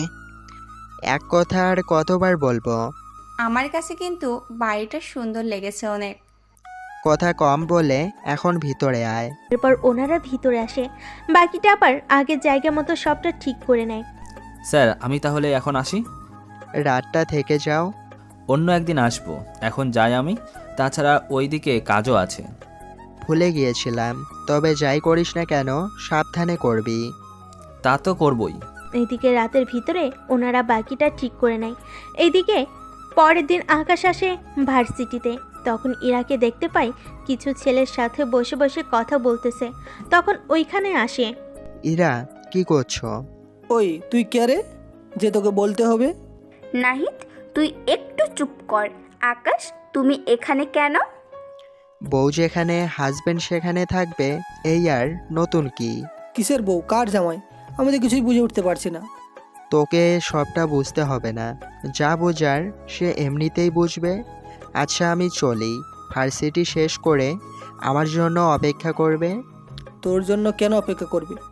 তুই কি মার এখন খাবি নাকি আরও কয়েকদিন পরে খাবি সেটা আগে বল। কয়েকদিন পরেই খাই। এই কথা বলাতে নাহিদের মুখে একটা খুশি মারে, এতে নাক দিয়ে রক্ত পড়তে থাকে। এটা কি করলি? আজকে তোকে অ্যাডভান্স দিয়ে দিলাম। তুই কিন্তু বাড়াবাড়ি করছিস। তাহলে চুপ করে থাক। তুই কিন্তু আমার পরিচয় জানিস না, যদি জানতি তাহলে কিন্তু এই কাজটা কখনো করতে না।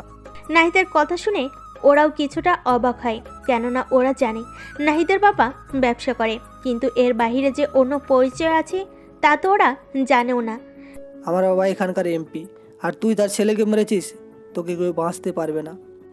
আরে নাহিদ, কি দরকার এইসব করার? তোকে কেউ বাঁচাতে পারবে না। দরকার আছে, ওকে একটা শিক্ষা তো দিতেই হবে, নয়তো এরকমটা করবে সামনেও। আমি এখনই কল দিচ্ছি বাবাকে। এইদিকে কল দেয় ওর বাবাকে আর কথা বলতে থাকে। অন্যদিকে আকাশ, দরকার কি ছিল বলো এইসব করার? তুমি এত ভয় কেন পাচ্ছ? দেখো, তুমি কিন্তু ভালো করেই জানো আমাদের বিয়েটা হয়েছিল কোনভাবে। তাহলে তুমি কেন আমাকে নিজের বউয়ের মতো করে দেখবে? কাগজে কলমে তুমি আমার বউ, সেটা অস্বীকার করতে পারবে না। এখন তো ওর বাবার লোক পাঠাবে। তোমার কি টেনশন হচ্ছে আমাকে নিয়ে? কিছুটা তো হচ্ছে, যদিও তোমাকে হাজবেন্ড হিসেবে মানি না। তবুও তুমি মারা গেলে তো আমাকেই শোক পালন করতে হবে। তাহলে ওই নিয়ে টেনশন? তুমি যাও এখান থেকে। এইদিকে আকাশ তো ওখানেই বসে আছে। ইরা যতই বলছে না কেন কথাই শুনছে না। এইদিকে আকাশকে এরকম চলে যেতে বলাতে বাকিরাও একটু অবাক হয়, সাথে চিন্তিতও হয়। এইদিকে আকাশ কাউকে কল দিয়ে আসতে বলে। তুমি আবার কাকে কল দিলে? চিন্তা করো না, তেমন কিছু হবে না। এইদিকে 30 মিনিট পর ভার্সিটিতে প্রায় 5টা গাড়ি আসে। কিছু গাড়িতে নাহিদের বাবার লোকেরা আছে, আর কিছু গাড়িতে আছে পুলিশ। কি ব্যাপার, পুলিশ নিয়ে আসলে কেন? আরে আগে আমরা ওই ছেলেকে সাহায্য করবো, তারপর বাকি কাজ পুলিশ করে নিবে। যাক, তাহলে তো ভালোই হলো। জি স্যার, এখন বলুন কি কি করতে হবে? ওই ছেলেটার একটা হাত ভেঙে দাও এখনই। ঠিক আছে বস, তাই হবে। এই বলে ওরা আকাশকে মারতে আসবে। তখন ইরা নাহিদের কাছে এসে বলে ওকে যেন ছেড়ে দেয়, কিন্তু তাও নাহিদ চুপ করে আছে। এইদিকে আকাশ ওদের মারতে থাকে। আকাশের মারামারি দেখে বাকিরা তো অবাক হয়ে তাকিয়ে আছে, কেননা ওরা এর আগে আকাশকে এরকমভাবে মারামারি করতে দেখেনি। তারপর 6 প্যাক বডি দেখে অনেকে হিংসে করতে থাকে। এইদিকে ওদের মোটামুটি মাটিতে শুয়ে দেয় মারতে মারতে, কিন্তু পুলিশ এখনও কিছু করছে না ওদের পরিস্থিতি দেখে। আঙ্কেল, আপনি দাঁড়িয়ে না থেকে ওকে আটকান, নয়তো ওদের সবাইকে মেরে ফেলবে। এবার পুলিশ অফিসার বাকিদের নিয়ে আকাশকেও ঘেরাও করে ফেলে। এবার পালাবি কোথায়? আমি পালাবো না, পালাবি তো তোরা। তাই নাকি? কি করে তা একটু দেখি। তোর বুকের দিকে তাকা, এখানে 3টা ডট আছে। আমার ইশারায় এখানে গুলি চলতে 1 সেকেন্ডও লাগবে না সময়। পুলিশ অফিসার ডট দেখে ভয় পেয়ে যায়। আসলে ওখানে আবিরকে কল দিয়ে আগেই সবটা বলে রেখেছে, কেননা হয়তো বিপদ তো বাড়তেই পারে, তা তো আপনারা দেখতে পেয়েছেন। এইদিকে কি হলো আঙ্কেল, ওকে গুলি করে দিন, যাওয়ার হবে, আমি তা সামলে নেব। কিন্তু আমাকে যে মেরে ফেলবে তাহলে? কি মারবে আপনাকে? তোকে তা জানতে হবে না। এবার আমি তাহলে আসি, আপনি এখানেই থাকুন। এই বলে আকাশ ওখান থেকে আসতে যাবে, তখন নাহিদ গুলি করে। আর ভুলবশত গুলি ওদের শরীরে লাগেনি, কেননা আকাশ ইরাকে নিয়ে ওখান থেকে সরে যায়। কি ব্যাপার, তুই তোর সাথে ইরাকে কেন বারবার টেনে নিয়ে যাচ্ছিস? তা কি তোকে বলতে হবে? এই বলে আবারও গুলি করে। তবে এবার ইরাকে বাঁচাতে এসে আকাশের হাতে এসে গুলিটা লাগে, এতে রক্ত পড়তে থাকে। সেজন্য ইরা ওর ওড়না দিয়ে আকাশের হাত বেঁধে দেয়। বিশ্বাস কর, আমি তোকে মোটেও গুলি করতে চাইনি। তুই আর ও যেভাবে এক এক পাশে যাচ্ছিস, আমি তো হিসেব করে গুলি করেছি, তাও কি থেকে কি হয়ে গেল বুঝতে পারিনি। সত্যি আমি তোকে গুলি করতে চাইনি। নাহিদ, কি হচ্ছে এইসব? তুই আমাকে গুলি করতে চেয়েছিস? তুই কি এখন সরবি এখান থেকে? ওকে নিয়ে হসপিটালে যেতে হবে। দেখছিস না কতটা রক্ত বের হয়ে গেছে? কেন, কোথায় যাবে তুই? আমি এটা বুঝলাম না, ওই ছেলেটার জন্য তোর এত দরদ উতলে কেন পড়ছে? ও মারা গেলে কার কি এসে যায়? সবটা শুনে এরা আকাশকে ধরে নাহিদের কাছে এসে বলে। নাহিদের কাছে এসে ওকে 2টা থাপ্পড় দেয়, এতে নাহিদ সহ বাকিরাও অবাক হয়ে যায়। তুই আমাকে মারলি? মেরেছি। আর একটা কথা বলবি, আমার চেয়ে খারাপ কেউ হবে না। এদিকে আকাশের কিছু মনে নেই, কেননা গুলি খেয়েছেন হারিয়ে ফেলে। তানু, তাড়াতাড়ি করে গাড়িটা বের কর। 2 মিনিট, আমি গাড়ি বাহির করতেছি। এইদিকে তানু গাড়ি বের করতে থাকে। এদিকে ইরা তো আকাশকে ভালো করে ধরে রেখেছে, দেখে মনে হবে ওরা স্বামী স্ত্রী। যদিও ওরা শুধু কাগজের স্বামী স্ত্রী, কিন্তু তাও ইরা তার কর্তব্য পালন করে। এদিকে নাহিদ তো কিছু বলছে না। একটু পরে ওরা আকাশকে নিয়ে আসে হাসপাতালে। কি হয়েছে ওনার? গুলি লেগেছে। তাহলে তো অপারেশন করতে হবে। নার্স, তাড়াতাড়ি করে অপারেশন থিয়েটার রেডি করো। আর ম্যাম, আপনি এই ফর্মটা পূরণ করে দিন। কি আছে ফর্মে? বাকিটা এসে বলবো। এখন আপাতত আমি অপারেশন করে আসতেছি। এদিকে ডক্টর তো অপারেশন করতে চলে যায়। এইদিকে ইরা বসে আছে ফর্ম নিয়ে। 20 মিনিট পরে ডক্টর বের হয়ে আসে। ডক্টর, আকাশকে এখন কেমন আছে? উনি এখন ঠিক আছে। তা আপনি ওনার কি হন? আমি ওনার ওয়াইফ হই। তাহলে এই ফর্মটা পূরণ করে দিন আর $1000 জমা করে দিন। ঠিক আছে। $10 জমা করে দেয়, ওখানেই থেকে যায়। একটু পরে তানু আসে ওর কাছে। ইরা, এত ভেঙে পড়িস কেন? তাছাড়া তোকে বাঁচাতে গিয়ে গুলি খেয়েছে, তাই বলে তুই এরকমটা করবি? ও, তুই বুঝবি না? তুই তাহলে বাসায় যা এখন। আর তুই কি করবি? আমি কিছুক্ষণ পরে ওকে বাসায় দিয়ে তারপর আমি নিজেও বাসায় চলে যাব। তাছাড়া নাহিদ এরকমটা করলো কেন সেটাই তো বুঝি না। তুই অন্য ছেলের সাথে কথা বললে আকাশ এরকম রিয়েক্ট করলো কেন সেটাই তো আমি বুঝতে পারছি না। তোর এত কিছু ভাবতে হবে না, তুই যা তো এখন। এমনিতেই মাথা ব্যথা, তার উপর তুই বকবক করে মাথা আরও ব্যথা বাড়িয়ে দিবি। ঠিক আছে, যাচ্ছি আমি, তবে সাবধানে থাকিস। এদিকে তানু যাওয়ার পরে সন্ধ্যার দিকে আকাশের জ্ঞান ফিরে। তখন সামনে তাকিয়ে দেখে ইরা বসে আছে পাশে। কি ব্যাপার, তুমি যাওনি এখনো? এখানে তো তোমার কেউ নেই, তার উপর তোমার জ্ঞান ফেরার জন্য অপেক্ষা করছিলাম আমি। তোমার বাসার ঠিকানাও নেই আমার কাছে যে তোমাকে বাসায় পৌঁছে দিব। তা এত কিছু কি দায়িত্ব থেকে করতেছো নাকি অন্য কোনো কিছু আছে? দেখো, ওই সম্পর্কটা আমি এখনো মানি না, সেই জন্য আমাকে এই কথাটা বারবার বলিও না প্লিজ। মিথ্যা বলবে না, যদি না মানো তাহলে এভাবে আমাকে হসপিটালে এনে তার উপর এভাবে পাশে বসে থাকতে না। আচ্ছা থাক সেসব কথা, দুপুরে তো আর খাওয়া হয়নি তোমার, তা খাবার অর্ডার করে খেয়ে নাও। তোমার ক্ষুধা লেগেছে? ক্ষুধা তো লেগেছে। ঠিক আছে, আমি দুজনের জন্য খাবার নিয়ে আসতেছি। ইরা নিচে নামে আর খাবার নিয়ে নেয়। এরপর উপরে এসে আকাশকে এক প্লেট দেয়, আরেকটা প্লেটে ইরা নিজে খেতে থাকে। এদিকে হাতে গুলি লাগার জন্য আকাশ তো খেতেও পাচ্ছে না। তার ইরা তাকিয়ে বুঝতে পেরেছে। থাক, কষ্ট করতে হবে না, আমি খাইয়ে দিচ্ছি। আমার অসুবিধা হবে না তো? আরে না। এরপর ইরা আকাশকে খাইয়ে দিতে থাকে। আর এই প্রথম আকাশকে কোনো মেয়ে খাইয়ে দিতে থাকে। একদিকে ইরা নিজে খাচ্ছে, আবার আকাশকেও খাওয়াচ্ছে। দুজনে খাওয়া শেষ হলে ইরা ওর ওড়না দিয়ে আকাশের মুখটা পরিষ্কার করে দেয়। এদিকে আকাশ তো অপলক দৃষ্টিতেই তাকিয়ে আছে ইরার দিকে। দেখো, ভেবো না আবার আমি তোমার বউ হিসেবে করতেছি। আমি তো তেমন কিছুই ভাবিনি। না ভাবলেও ভাবতে কতক্ষণ। তা ডক্টর কি বলেছে? আমাকে তো বাসায় যেতে হবে, সবাই আমার জন্য অপেক্ষা করতেছে। আমি নামিয়ে দিব তোমাকে বাসায়। কি দরকার এত কষ্ট করার? আচ্ছা তাই হবে। কিছুক্ষণ পরে ইরা আকাশকে ওর বাসার নিচে এসে নামিয়ে দেয়। এই বাড়িটায় তুমি থাকো? হ্যাঁ, কয়েকদিন আগে এই বাড়িটা কিনেছিলাম। কি বলো, এত ডলার পেলে কি করে? তা জেনে কি করবে? যদি ভিতরে আসতে চাও তাহলে আসতে পারো। এখন না, যদি কখনো আমার ইচ্ছে হয় আসার, তখন আমি নিজেই চলে আসব। ঠিক আছে, যাও তাহলে, সাবধানে। এদিকে আকাশ যখন বাসায় ফিরে ওর এরকম অবস্থা দেখে ওনারা কি বলবে নিজেরাও বুঝতে পারছে না। কেননা আকাশের হাতে ব্যান্ডেজ দেখে ওনারা তো কষ্ট পেতে থাকে। ঈশাদও কান্না করতে করতে শেষ। এদিকে আবির আকাশকে কল দিলে তার ঈশা ধরে ফেলে। কে বলেছেন? তার আগে এটা বলুন, আপনি কে? আমি ঈশা। আর আপনি? আচ্ছা, আপনার পরিচয় পরে দিচ্ছি। আকাশ স্যার কোথায়? এরপর ঈশা আবিরকে বাকিটা বলে। বাকিটা শুনে আবির তো চলে আসে আকাশের বাসায়।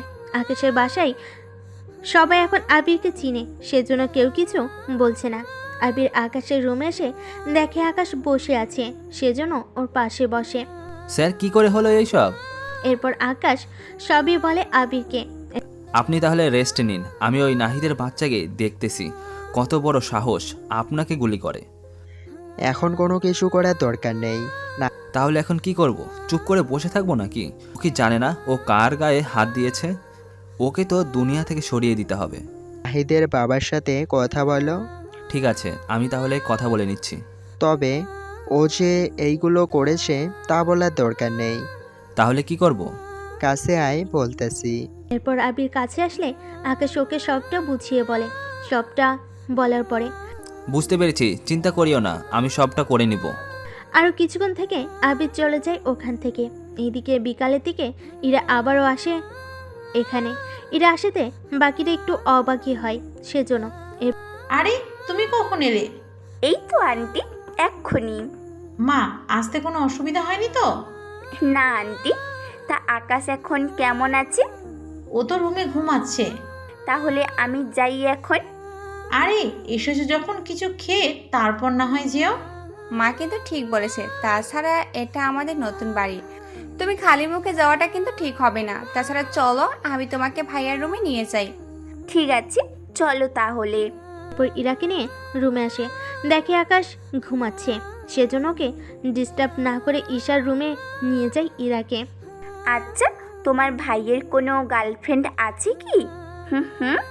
ভাইয়া তো মেয়েদের সাথে ঠিক মতো কথাই বলে না, যেখানে জিএফ থাকবে কি করে? কি বলো, সত্যি বলছো তো? কিন্তু তুমি এসব জেনে কি করবে? এমনিতেই জিজ্ঞেস করলাম। আচ্ছা তুমি বসো, আমি তোমার জন্য নাস্তা আনতেছি। এইদিকে ঈশা তো নিচে আসে, আর এইদিকে ইরা ততক্ষণে চলে আসে আকাশের রুমে, এসে পাশে বসে থাকে। ঠিক তখনই আকাশের ঘুমের ঘরে ইরাকে টেনে নিজের কাছে টেনে জড়িয়ে ধরে রাখে। এতে ইরা তো পুরাই অবাক হয়, কেননা ওকে যে এভাবে জড়িয়ে ধরবে তা তো বুঝতে পারেনি। 10 মিনিট পরে ইরাকে ছেড়ে দেয়, কিন্তু ততক্ষণে ইরার অবস্থা তো পুরো শেষ।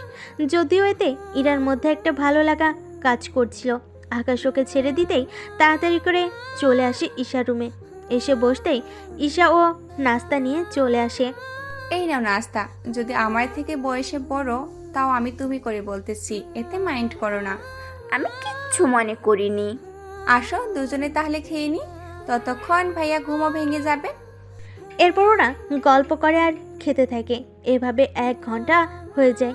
ইরা ওর ব্যাপারে অনেক কিছু বলে, আর ঈশাও ও আকাশের ব্যাপারে অনেক কথাই বলে।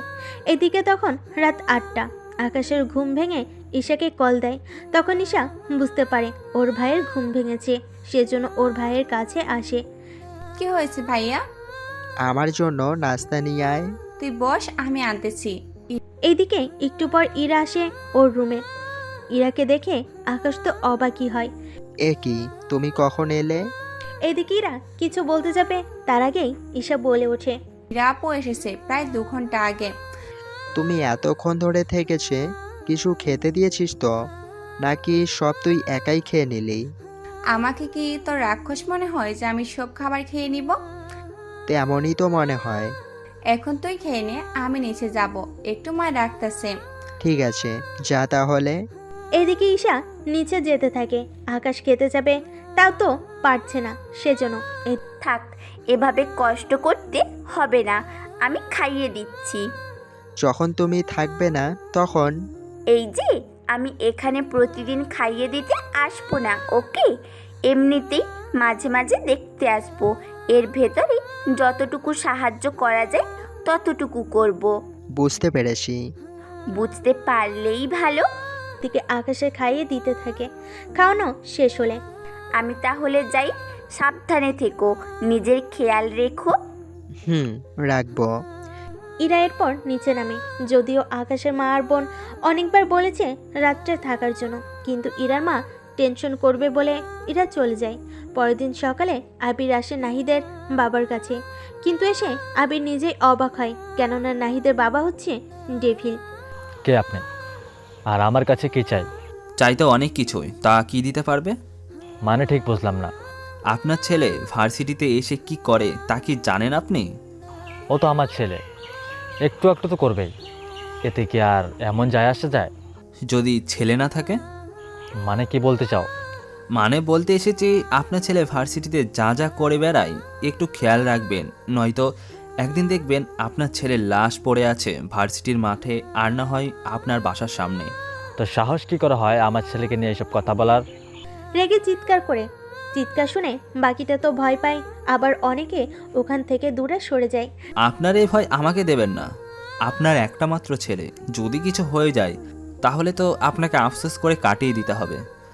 আমি এমপি হলেও আমার কিন্তু আরও কয়েকটা পরিচয় আছে। আমি সব জানি, চাইলে আপনাকে আমি 1 ঘন্টার মধ্যে জেলের ভাত খাওয়াতে পারি, কিন্তু তাও সাবধান করলাম। তুই একজন এমপিকে জেলের ভয় দেখেছিস? তুই যত বড় অফিসার হও না কেন, আমার কাছে তুই এখনো শিশু বাচ্চা। ও তাই নাকি? তাহলে আরও কিছু কথা বলে যায় আজকে।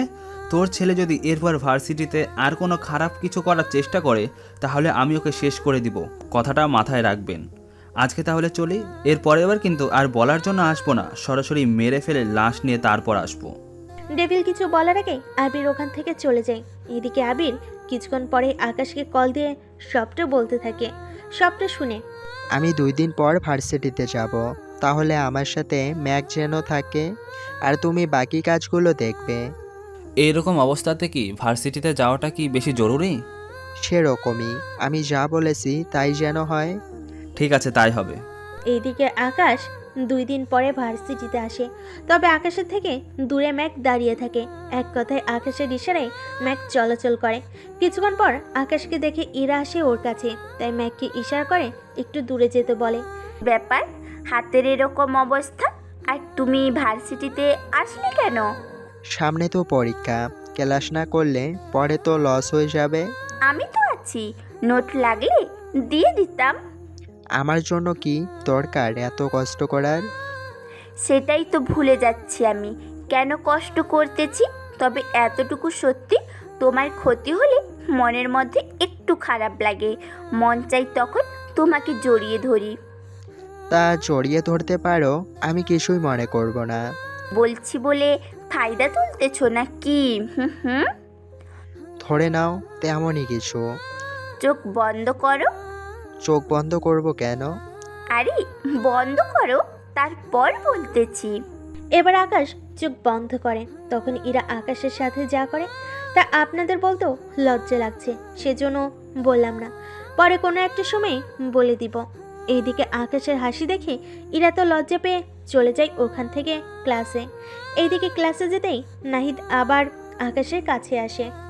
অল্পের জন্য তো বেঁচে গেলি, তবে গুলিটা আমি তোকেই করেছিলাম, কিন্তু কি করে তখন ইরা সামনে চলে আসে তা বুঝতে পারিনি। কিন্তু তুই একটা দিক ভালোই করেছিস, ইরাকে বাঁচিয়ে গুলিটা নিজের হাতে নিয়েছিস। আচ্ছা শোন, তুই এখনো জীবিত কেন আছিস তা কি জানিস? শুনি কি কারণে। বললি না, গুলিটা তুই আমাকে করেছিস। যদি মুখ দিয়ে বের করতি ইরার উপরে গুলি চালিয়েছিস, তাহলে আমি তোকে আজকেই শেষ করে দিতাম। তুই কি ভেবেছিস আমি তোর কথায় ভয় পেয়েছি? ও তাই, তাহলে আজকে তোকে একটা ডেমো দেখাবো। যেমন কি দেখবি? তা তুই দেখতে পারবি। ঠিক আছে, আমি তাহলে তোর অপেক্ষায় থাকলাম। এদিকে ইরা এসে আকাশের পাশে এসে বসে। তখন নাহিদ দাঁড়িয়েছিল। কি ব্যাপার ইরা, তুমি ওর পাশে বসেছো কেন? আমি কার পাশে বসবো না বসবো তা কি তোর থেকে আনতে হবে? তুই এভাবে কথা বলছিস কেন? দেখ নাহিদ, তুই যা করছিস তা ক্ষমার যোগ্য না। এখন কি তুইও আমাকে কথা শোনাবি নাকি? তোর রাগ আমাকে দেখাবি না। দেখালে কি করবি তুই? দেখ নাহিদ, এর জন্য তো কে? ইরা আর কিছু বলতে যাবে, তার আগে নাহিদ ইরাকে যেই থাপ্পড় দিতে যাবে তার আগে আকাশ নাহিদের হাত ধরে ফেলে। এতে নাহিদ অবাক হয়। নাহিদ, ভেবেছিলাম তোকে একটা চান্স দেব, তাও তুই এখন পার করে নিয়েছিস। আজকে তোর শেষ দিন। আজকের পর তুই আর কখনো নিজের পায়ে হাঁটতে পারবি না, আর নাই কিছু করতে পারবি। তুই কি ভেবেছিস আমি তোর এই কথায় ভয় পাবো? তা তুই আজকে প্রমাণ পাবি। ঠিক আছে, আমি তাহলে অপেক্ষায় থাকলাম। এদিকে আকাশ ইরাকে নিয়ে উঠতে যাবে, তখন নাহিদ বাধা দেওয়ার আগে ম্যাক এসে নাহিদের হাত ধরে ফেলে। তুই কে, আমাদের মাঝে এসেছিস কেন? এই কথা বলাতে ম্যাক নাহিদকে মারতে থাকে একাই। এইদিকে ততক্ষণে আকাশ ইরাকে নিয়ে বেরিয়ে পড়ে ভার্সিটি থেকে, আর ইরাকে ওর বাসায় নামিয়ে দিয়ে আকাশ ওর বাসায় চলে আসে। এইদিকে নাহিদ হসপিটালে। এই কথা শুনে ডেভিল চলে আসে ওখানে। কি হয়েছে আমার ছেলের? ওনাকে কেউ মেরেছে, সেজন্য হসপিটালে নিয়ে আসা হয়েছে। এত বড় সাহস যে আমার ছেলের গায়ে হাত তুলে? দেখুন, সেটা তো আমি জানি না, তবে একটা ছেলে ওনাকে নিয়ে এসেছে। সে ছেলেটা কোথায়? সে তো চলে গেছে, আর যাওয়ার আগে এই চিঠি আপনাকে দিতে বলেছে। কি আছে এখানে?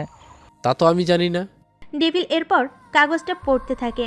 পড়ে ডেভিল তো অনেক বেশি ভয় পায়, কেননা চিঠিতে এমন কিছু লেখা ছিল যা নাহিদের জন্য মোটেও ভালো ছিল না। ওকে এখন নিয়ে যেতে পারবে কি? ওনাকে 2 ঘন্টা পরে নিয়ে যেতে পারবেন। ঠিক আছে ডক্টর। এদিকে ডেভিল ওর লোকদের কল দিয়ে একটা টিকিটের ব্যবস্থা করতে বলে, কেননা উনি নাহিদকে দেশের বাইরে পাঠিয়ে দিবে। এদিকে আকাশ আবির আর ম্যাককে সবটা বলে দেয়, কি কি করতে হবে সব কিছু। এইদিকে ডেভিল ততক্ষণে বাকিটা সবই ভুলে যায় অনেক কিছু। একটু পরে কিছু লোক আসে হসপিটালে। আমার ছেলেকে নিয়ে তাড়াতাড়ি এয়ারপোর্টে দিয়ে আসো, সাথে কিছু লোক নিয়ে যাও। কোনোভাবেই রাস্তায় গাড়ি থামাবে না, বললাম না তোমাদের জানতে হবে না, তোমরা শুধু ওকে এয়ারপোর্টে দিয়ে আসো, তাহলেই হবে। এদিকে নাহিদের ঘুম ভেঙে যায়। নাহিদ ওর বাবাকে এভাবে চিন্তিত দেখে জিজ্ঞেস করে, কিন্তু উনি তাও কোনো কিছু বলছে না, শুধু ওকে পাঠিয়ে দেওয়ার চিন্তা করতে থাকে। আমি না বলা পর্যন্ত তুই দেশে ফিরবি না ভুলেও। কিন্তু কি হয়েছে বলবে তো আব্বু? তোকে শুনতে হবে না, তুই শুধু কোনোভাবে এয়ারপোর্টে পৌঁছতে পারলেই হয়। এদিকে 20 জন লোক দিয়ে ডেভিল তার ছেলেকে পাঠিয়ে দিতে থাকে, কিন্তু এখন কথা হচ্ছে ডেভিল কি পারবে তার ছেলেকে বাঁচাতে? কেননা আকাশে পাওয়ার সম্পর্কে আপনারা তো এতক্ষণ ধরে অনেক তথ্য পেলেন, কিন্তু এখন মূল কথা হচ্ছে আপনারা চিন্তা করতে থাকেন নাহিদকে কিভাবে বাঁচানো যায়। এদিকে নাহিদকে নিয়ে যেতে থাকে ওর বাবার লোকেরা। ঠিক তখনই 2টা গাড়ি এসে ওদের সামনে থামে। এতে বাকিরাও ভয় পায়, সাথে নাহিদ নিজেও, কেননা ওই গাড়িগুলো দেখতে এতটা ভয়ঙ্কর ছিল যে কেউ দেখলে ভয়ে হার্ট অ্যাটাক করার মতো অবস্থা গাড়ি থেকে নামার আগে। তোমরা যতজন আছো সবাই হাত উপরে তুলে বেরিয়ে আসো। আমরা তোমাদের সবাইকে মারবো না, শুধু নাহিদকে আমাদের হাতে তুলে দাও, তাহলে তোমাদের সবাইকে আমরা ছেড়ে দিব, নয়তো একটা বোমাই যথেষ্ট তোমাদের সবাইকে মারার জন্য। এইদিকে সবাই চুপ করে আছে, কেউ কোনো কথা বলছে না। 2 মিনিট হয়ে গেল তাও কেউ বের হচ্ছে না, সেজন্য ওরা সহজে বের হবে না, একটা ডেমো ওদের দেখাতে হবে। এরপর ম্যাক কিছু ডেমো দেখায়। এতে বাকিরা নাহিদকে বের করে দেয় গাড়ি থেকে। এতে করে নাহিদ বলে ওঠে, কি করছো তোমরা? আমাকে কেন বাহির করে দিচ্ছ? তাই বলে আমাকে এভাবে বলির পাঠা করাবে?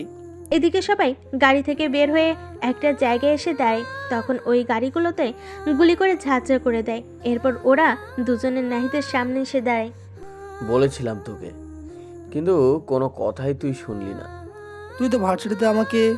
কিন্তু এখন তোর সাথে আমরা যা যা করব তা মৃত্যুর চেয়ে ভয়ঙ্কর। মানে কি করবে তোমরা আমার সাথে? আমরা তো কোনো কিছুই করব না, যা করার এবার ডক্টর করবে। এরপর নাহিদকে অজ্ঞান করে ফেলে। তারপর ডক্টর যা করার নাহিদের সাথে করে নেয়। তবে কি কি করেছে তা আপনার গল্পের সাথে থাকলে বুঝতে পারবেন। 1 ঘন্টা পর নাহিদের পুরো শরীরে ব্যান্ডেজ করে বের করা হলো। এক কথায় নাহিদের চোখ ছাড়া আর কোনো কিছুই দেখা যাচ্ছিল না। ওই তোরা এবার একে নিয়ে হসপিটালে যা, তারপর বাকিটা ওরা করে নিবে। আর কি কি খেতে হবে তা এখানে লেখা আছে, শুধু এগুলো খাওয়াইলেই হবে। এইদিকে ওরা নিয়ে যায় নাহিদকে। এইদিকে আবির আকাশকে জানাই সব কিছু। আকাশ তো শুনে একটা ডেভিল মার্কা হাসি দেয়, কেননা নাহিদ এমন কোনো একটা কাজ করার চেষ্টা করেছে যার জন্য এই অবস্থা করতে বাধ্য হয়েছে। সে আপনারা গল্পের সাথে থাকলেই বুঝতে পারবেন সব কিছু আস্তে আস্তে। নাহিদকে লোকেরা হসপিটালে নিয়ে যায়। এদিকে নাহিদের অবস্থা, ওর কথা বাবা জেনে পাগলের মতো অবস্থা হয়ে যায়। এতে ড্যানি, জাফর, রাজীবও আসে নাহিদকে দেখার জন্য। কি হাল করেছে তোমার ছেলের? এতটা কষ্ট কেউ দেয় কাউকে? আর বর্তমান অবস্থা তো জানা যাচ্ছে না, শরীরে কি আছে নাকি নেই তা বোঝা যাচ্ছে না। দেখুন, 1 মাস না যাওয়া পর্যন্ত কোনো কিছু বলা যাচ্ছে না, তবে এখানে কি কি ওষুধ খাওয়াতে হবে তা লিখে দিয়েছে কেউ। তা ডক্টর, এই ওষুধগুলো কিসের হতে পারে তাকে বলতে পারেন? এখানে ক্ষত শুকানো, রক্ত পড়া বন্ধ হওয়া, ব্যথা কমানোর ওষুধ আছে। এখানে এটাও বলেছে 1 মাস এই ওষুধ খাওয়াতে, আর 1 মাস পর এই ব্যান্ডেজ যেন বের করি। তাহলে কি ততদিন অপেক্ষা করব? এই ছাড়া কোনো উপায় নেই। এদিকে ছেলেকে হসপিটালে রেখে ডেভিল বাকিদের নিয়ে চলে আসে ওনার পাশে। কি ব্যাপার আমাদের এখানে ডাকার কারণ? এই কাজটা কে করেছে? বিশ্বাস করো, আমরা কেউ এটা করিনি। আমি তো তোমার ছেলেকে চিনি না যে এরকমটা করব। তোমাদের মধ্যে কেউ এই কাজটা করেনি তা আমি জানি। তাহলে যে করেছে তাকে এভাবে জীবিত রেখে দেবে নাকি? সে যে অনেক পাওয়ারফুল ব্যক্তি। কে সেই ব্যক্তি? একে কথা শুনে ওরা তো ভয় পেয়ে যায়। আবার আপনারা ঘাবড়ে যান না, কেননা একে মানেই আকাশ, যা সংক্ষিপ্তভাবে বোঝানো হয়েছে। ওনার সাথে আমি চাইলে একা লড়াই করতে পারবো না, কারণ ওনার বিরুদ্ধে কেউ যাবে না। তাহলে আপনি আমাদের কাছে কি চান? আমি চাই তোমরা 3 জন আমার সাথে হাত মেলাও। এতে আমাদের লাভ কি? আমার যা কিছু আছে সব কিছুর ভাগ আমি তোমাদের দেব। তাহলে তো আর কোনো কথাই নেই, কিন্তু একে যদি কোনোভাবে জানতে পারে তাহলে আমাদেরকে বাঁচিয়ে রাখবে না। চিন্তা করো না, উনি জানবে আমি ছেলের এরকম অবস্থায় এখন কিছুই করব না। তা বলা যাবে না, উনি যতটা চালাক, না জানি আমাদের মধ্যে হওয়ার সব কথা জেনে গেল কিনা। দেখো, আমি তো জানবো না কিছু, উল্টো ওনার থেকে যত হাতিয়ার আছে সব হাতিয়ার আমি কিনে নেব, তারপর সব আমি তোমাদের মধ্যে দিয়ে দেব। কিন্তু আমাদের দলের লোকের কাছে এইসব জানানো যাবে না। কেন জানাবে না? যদি আমরা 4 জনে একই হয়ে যাই তাহলেও তো উনি আমাদের কোনো ক্ষতি করতে পারবে না। তাও বলা যায় না। জাফর ঠিকই বলেছে, কেননা ওনার এখন অনেক লোক আছে যারা আমাদের সাথে কাজ করে। ওরা জানতে পারলে তো সবাই বলে দেবে। তাহলে কি তোমরা আমাকে সাহায্য করবে না? অবশ্যই করব, কিন্তু তা বাকি লোকদের মাঝে প্রকাশ করা যাবে না। ঠিক আছে, তাই হবে। 1 মাস পরেই শুরু হবে একে ধ্বংসের মিশন। ওদের তো কাজ শেষ।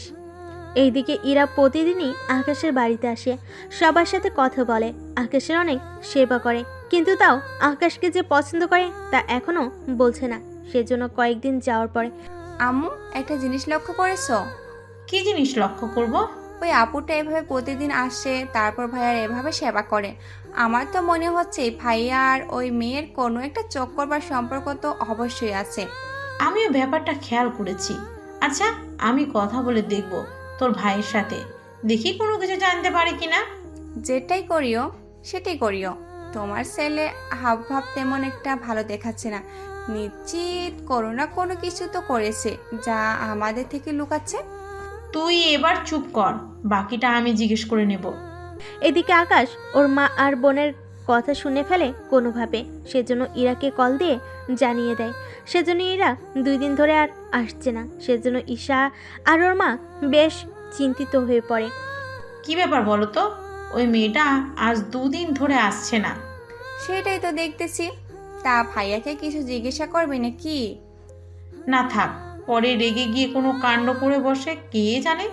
সেটাও ঠিক বলছো। এখন কি করা যায় তাই বলো।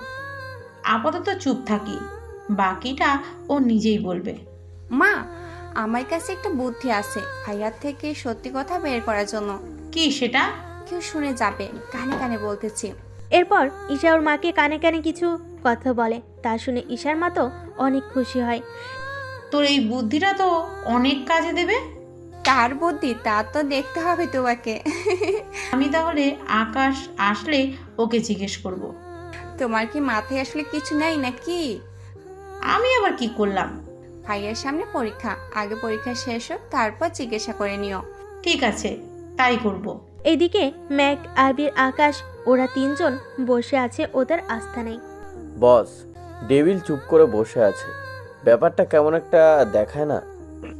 মনে হয় ভয় পেয়েছে। তাছাড়া আপনার সাথে পাঙ্গা নিতে যাবে না। তা অবশ্য ঠিক বলেছেন। ডেভিলের এত ক্ষমতা নেই আপনার সাথে পাঙ্গা নেওয়ার, সেজন্য চুপ করেই বসে আছে। আমার তো তা মনে হচ্ছে না। আচ্ছা ড্যানি, জাফর আর রাজীব ওদের সাথে হাত মেলালে তো ডেভিল একটু শক্তিশালী হয়ে যাবে। সে যাই হোক, ওরা যদিও সবাই এক হয় তাও আমার কোনো ক্ষতি করতে পারবে না। এরপরও একটু সাবধানে থাকা দরকার আমাদের, কেননা ওরা 4 জন এক হয়ে গেলে ওদের টোটাল লোক হয়ে যাবে 200 মতো। আমাদের তো একাই একাই আছি 100 জন। তাও ওদের লোকের সংখ্যা বেশি। কিন্তু আমাদের অস্ত্রর কাছে ওরা কিছুই না। আমাদের বেশিরভাগ অস্ত্র কিন্তু এখন ডেভিলের কাছে আছে। চিন্তা করো না, এর থেকে আরও উন্নত মানের অস্ত্র আছে আমাদের কাছে। চিন্তা করো না, আমি সামলে নেব। তাই যেন হয়। যদি ওরা 4 জন এক হয়ে থাকে তাহলে আমাদের আরও কিছুটা সাবধানে থাকতে হবে। তা তো হবেই। কিন্তু ওরা 4 জন একসাথে হয়েছে কিনা লোকজন দিয়ে খবর নাও। আমি আপনাকে 1 ঘন্টার ভিতরে জানাবো। মেক, শুনলাম তোমার বাবা মা নাকি ডলার প্রয়োজন হার্টের চিকিৎসার জন্য। কিন্তু সে তো অনেক ডলার। তাতে কি হয়েছে, তোমার যত ডলার লাগবে আবিরের থেকে নিয়ে নাও। কথাটা শুনে ম্যাক আকাশকে জড়িয়ে ধরে। কেননা ম্যাক কখনো ভাবিনি আকাশ ওদের ওপর এভাবে ডলার খরচ করবে। আরে আমি যা করেছি আমার দায়িত্ব থেকে করেছি। তাছাড়া তোমাদের দুজনকে আমি নিজের ভাইয়ের মতো করে দেখি। সেজন্য তোমাদের যাই হয়ে যাক না কেন আমি তোমাদের পাশে আছি। সত্যি আপনি অনেক ভালো মনের মানুষ, চিন্তা করবেন না। দরকার হলে আপনার জন্য নিজের প্রাণ দিয়ে দেব, তাও আপনার সাথে কখনো বেইমানি করব না। তোমাদের উপরে আমার যথেষ্ট ভরসা আছে। তুমি তাহলে আবিরের সাথে কথা বলে যা যা নেওয়ার নিয়ে নাও। দরকার পড়লে আবিরকেও সাথে করে নিয়ে যাও। দরকার হলে তাই করব। এবার ওখান থেকে এদিকে ইরা আগের চেয়ে আকাশের অনেক ভালোভাবে খেয়াল রাখতে থাকে। এদিকে ওদের পরীক্ষা চলে আসে, সেজন্য ওরা দুজনে ক্যান্টিনে আলাদা একটা কেবিনে বসে আছে। তখন তুমি এইগুলো পড়ে নিও ভালো করে। এইগুলো কেন? কেন না, এইগুলো থেকে প্রশ্ন কমন পড়বে বেশি করে। তা এই কথাটা কি শুধু আমাকেই বলেছ নাকি অন্য আরও কাউকে বলতেছ? শুধু তোমাকে বলেছি। এত কেয়ার করছো, ব্যাপারটা কি বলো তো? দেখো, তুমি যা ভাবতেছো তা কিন্তু না। আমি মোটেও তোমাকে এখন মেনে নিইনি। আমি তো ওই নিয়ে কোনো কিছু বলিনি তো, কিছু হয়নি। এই কথা বলে ইরাকে জড়িয়ে ধরে, কিন্তু ইরা এতে একটু বাধা দেয়নি। কেন দিবে? কারণ সত্য হলো আকাশ ওর স্বামী, সেজন্য কোনো কিছু বলে না। আকাশ কি কি করতেছে তা শুধু লক্ষ্য করতে থাকে। এদিকে আকাশ হঠাৎ করে ইরার ঠোঁটে একটা চুমু দেয়। এতে ইরা তো অবাক হয়। এটা কি হলো? যা তুমি দেখেছো তাই হলো। তাই বলে এখানে? তাহলে চলো তোমাকে আমার বাসায় নিয়ে যাই, বাকিটা ওখানে না হয় হবে। ওই, আমি ওই সবের কথা বলিনি, বলেছি আজকে হঠাৎ করে, তাই মানে আর কি। তুমি চাইলে প্রতিদিন দেব। না থাক। বুঝেছি আমি। কি বুঝলে? হুম হুম। কিছু না। আচ্ছা চলো আমরা এখন উঠি। আচ্ছা, একটা কথা বলার ছিল। কি কথা? পরীক্ষার পর তো আমাদের আর দেখা হবে না। কেন হবে না? অবশ্যই হবে। তোমার যখন ইচ্ছে হবে আমাকে কল দিও, আমি চলে আসবো দেখা করতে। যদি মাঝরাতে কখনো তোমার রুমে চলে আসি? তা তুমি পারবে না কখনো। ঠিক আছে, দেখা যাক। তুমি দেখতেই থাকো। এবার বাসায় যেতে হবে, তাছাড়া মাকে ডক্টর দেখাতে হবে। কি হচ্ছে মায়ের? Sorry aunty. সমস্যা নেই, মা বলে ডাকতে পারো। তাছাড়া আম্মুকে হসপিটালে নিতে হবে কালকে। আমি আসবো কি? তুমি আসলে তো মা অনেক প্রশ্ন করবে। তাছাড়া এই সবের ভেতরে মাকে টেনশন দিতে চাই না। শুধু একটাই সমস্যা। কি সমস্যা? তুমি তো আমাদের বাড়িটা দেখেছো। বাবা তো নেই। বাবার জমানো ডলার দিয়ে আর কিছু জায়গা থেকে কিছু ডলার ভাড়া পাই, ওইগুলো দিয়েই সংসার চলে যায়। কিন্তু মায়ের অপারেশনের জন্য 2টা দোকান বিক্রি করে দিব। কেউ কিনবে কি না একটু খোঁজ দিয়ে দেখবে কি? দোকান কেন বিক্রি করবে? তাছাড়া আমি তো আছি, যত ডলার লাগে আমি সবটা ম্যানেজ করে দেব। তুমি অপারেশন করিয়ে নাও। কিন্তু তুমি কেন নিবে? আমি ছাড়া তোমাদের আর আপন বলতে কে আছে বলো? সেটাও ঠিক বলেছো। আচ্ছা, আমি হসপিটালে নিয়ে যাই, তারপর দেখি খরচ কত আসবে, তোমাকে আমি জানিয়ে দিব। ঠিক আছে। এদিকে ইরা ওর মাকে হসপিটাল নিয়ে যায় 2 দিন পরে। এরপর অপারেশনের যত ডলার লাগে ইরা তা আকাশকে জানায়, আর ওই ডলার আকাশ নিজে এসে হসপিটালে জমা করে দেয়। এদিকে আকাশ আর ইরা বাহিরে বসে আছে আর ডক্টর অপারেশন করতে থাকে। এদিকে ইরা টেনশনে আকাশের বুকে মাথা রেখে জড়িয়ে ধরে, যা আকাশের অনেক ভালো লাগে, কিন্তু তা ইরাকে বুঝতে দেয়নি। অপারেশন শেষে ইরার মাকে সিটে নিয়ে যাওয়া হলো। তুমি তাহলে এখন যাও, যদি প্রয়োজন হয় আমি কল দিয়ে জানাবো। ঠিক আছে, আর সাবধানে থেকো। এদিকে এখনকার কাজ তো শেষ, কিন্তু এখনও নাহিদের কাজ বাকি। চলুন নাহিদের কি কি হাল করেছে তা একবার শুনে আসি। 1 মাস হওয়াতে ডক্টর নিয়ে বাসে আসে ডেভিলের লোকেরা। তখন বাকি ওরা 3 জনও ছিল। এবার তাহলে আপনি ওকে দেখতে থাকেন, আর ওর বর্তমান কন্ডিশনের অবস্থা আমাকে বলুন। তার জন্য আমাকে একটু সময় দিন, আমি ওনাকে ভালো করে পর্যবেক্ষণ করে তারপর জানাচ্ছি। ঠিক আছে ডক্টর। এরপর 2 ঘন্টা পর ডক্টর বেরিয়ে এলে, তবে চোখে মুখে চিন্তার ভাব। কি ব্যাপার ডক্টর, আপনি এভাবে চিন্তিত কেন? রিপোর্ট দেখে চিন্তিত। যা যা আছে যদি তা শুনে আপনি আমাকে মেরে ফেলতে চান তা নিয়ে ভয় হচ্ছে। চিন্তা করবেন না, আপনি আপনার দায়িত্ব পালন করেন, আমরা কেউই আপনার কোনো ক্ষতি করব না। তাহলে আমি রোগীর বর্তমান অবস্থা বলতেছি। বর্তমানে রোগীর মাথা থেকে পা পর্যন্ত ধীরে ধীরে বলতেছি।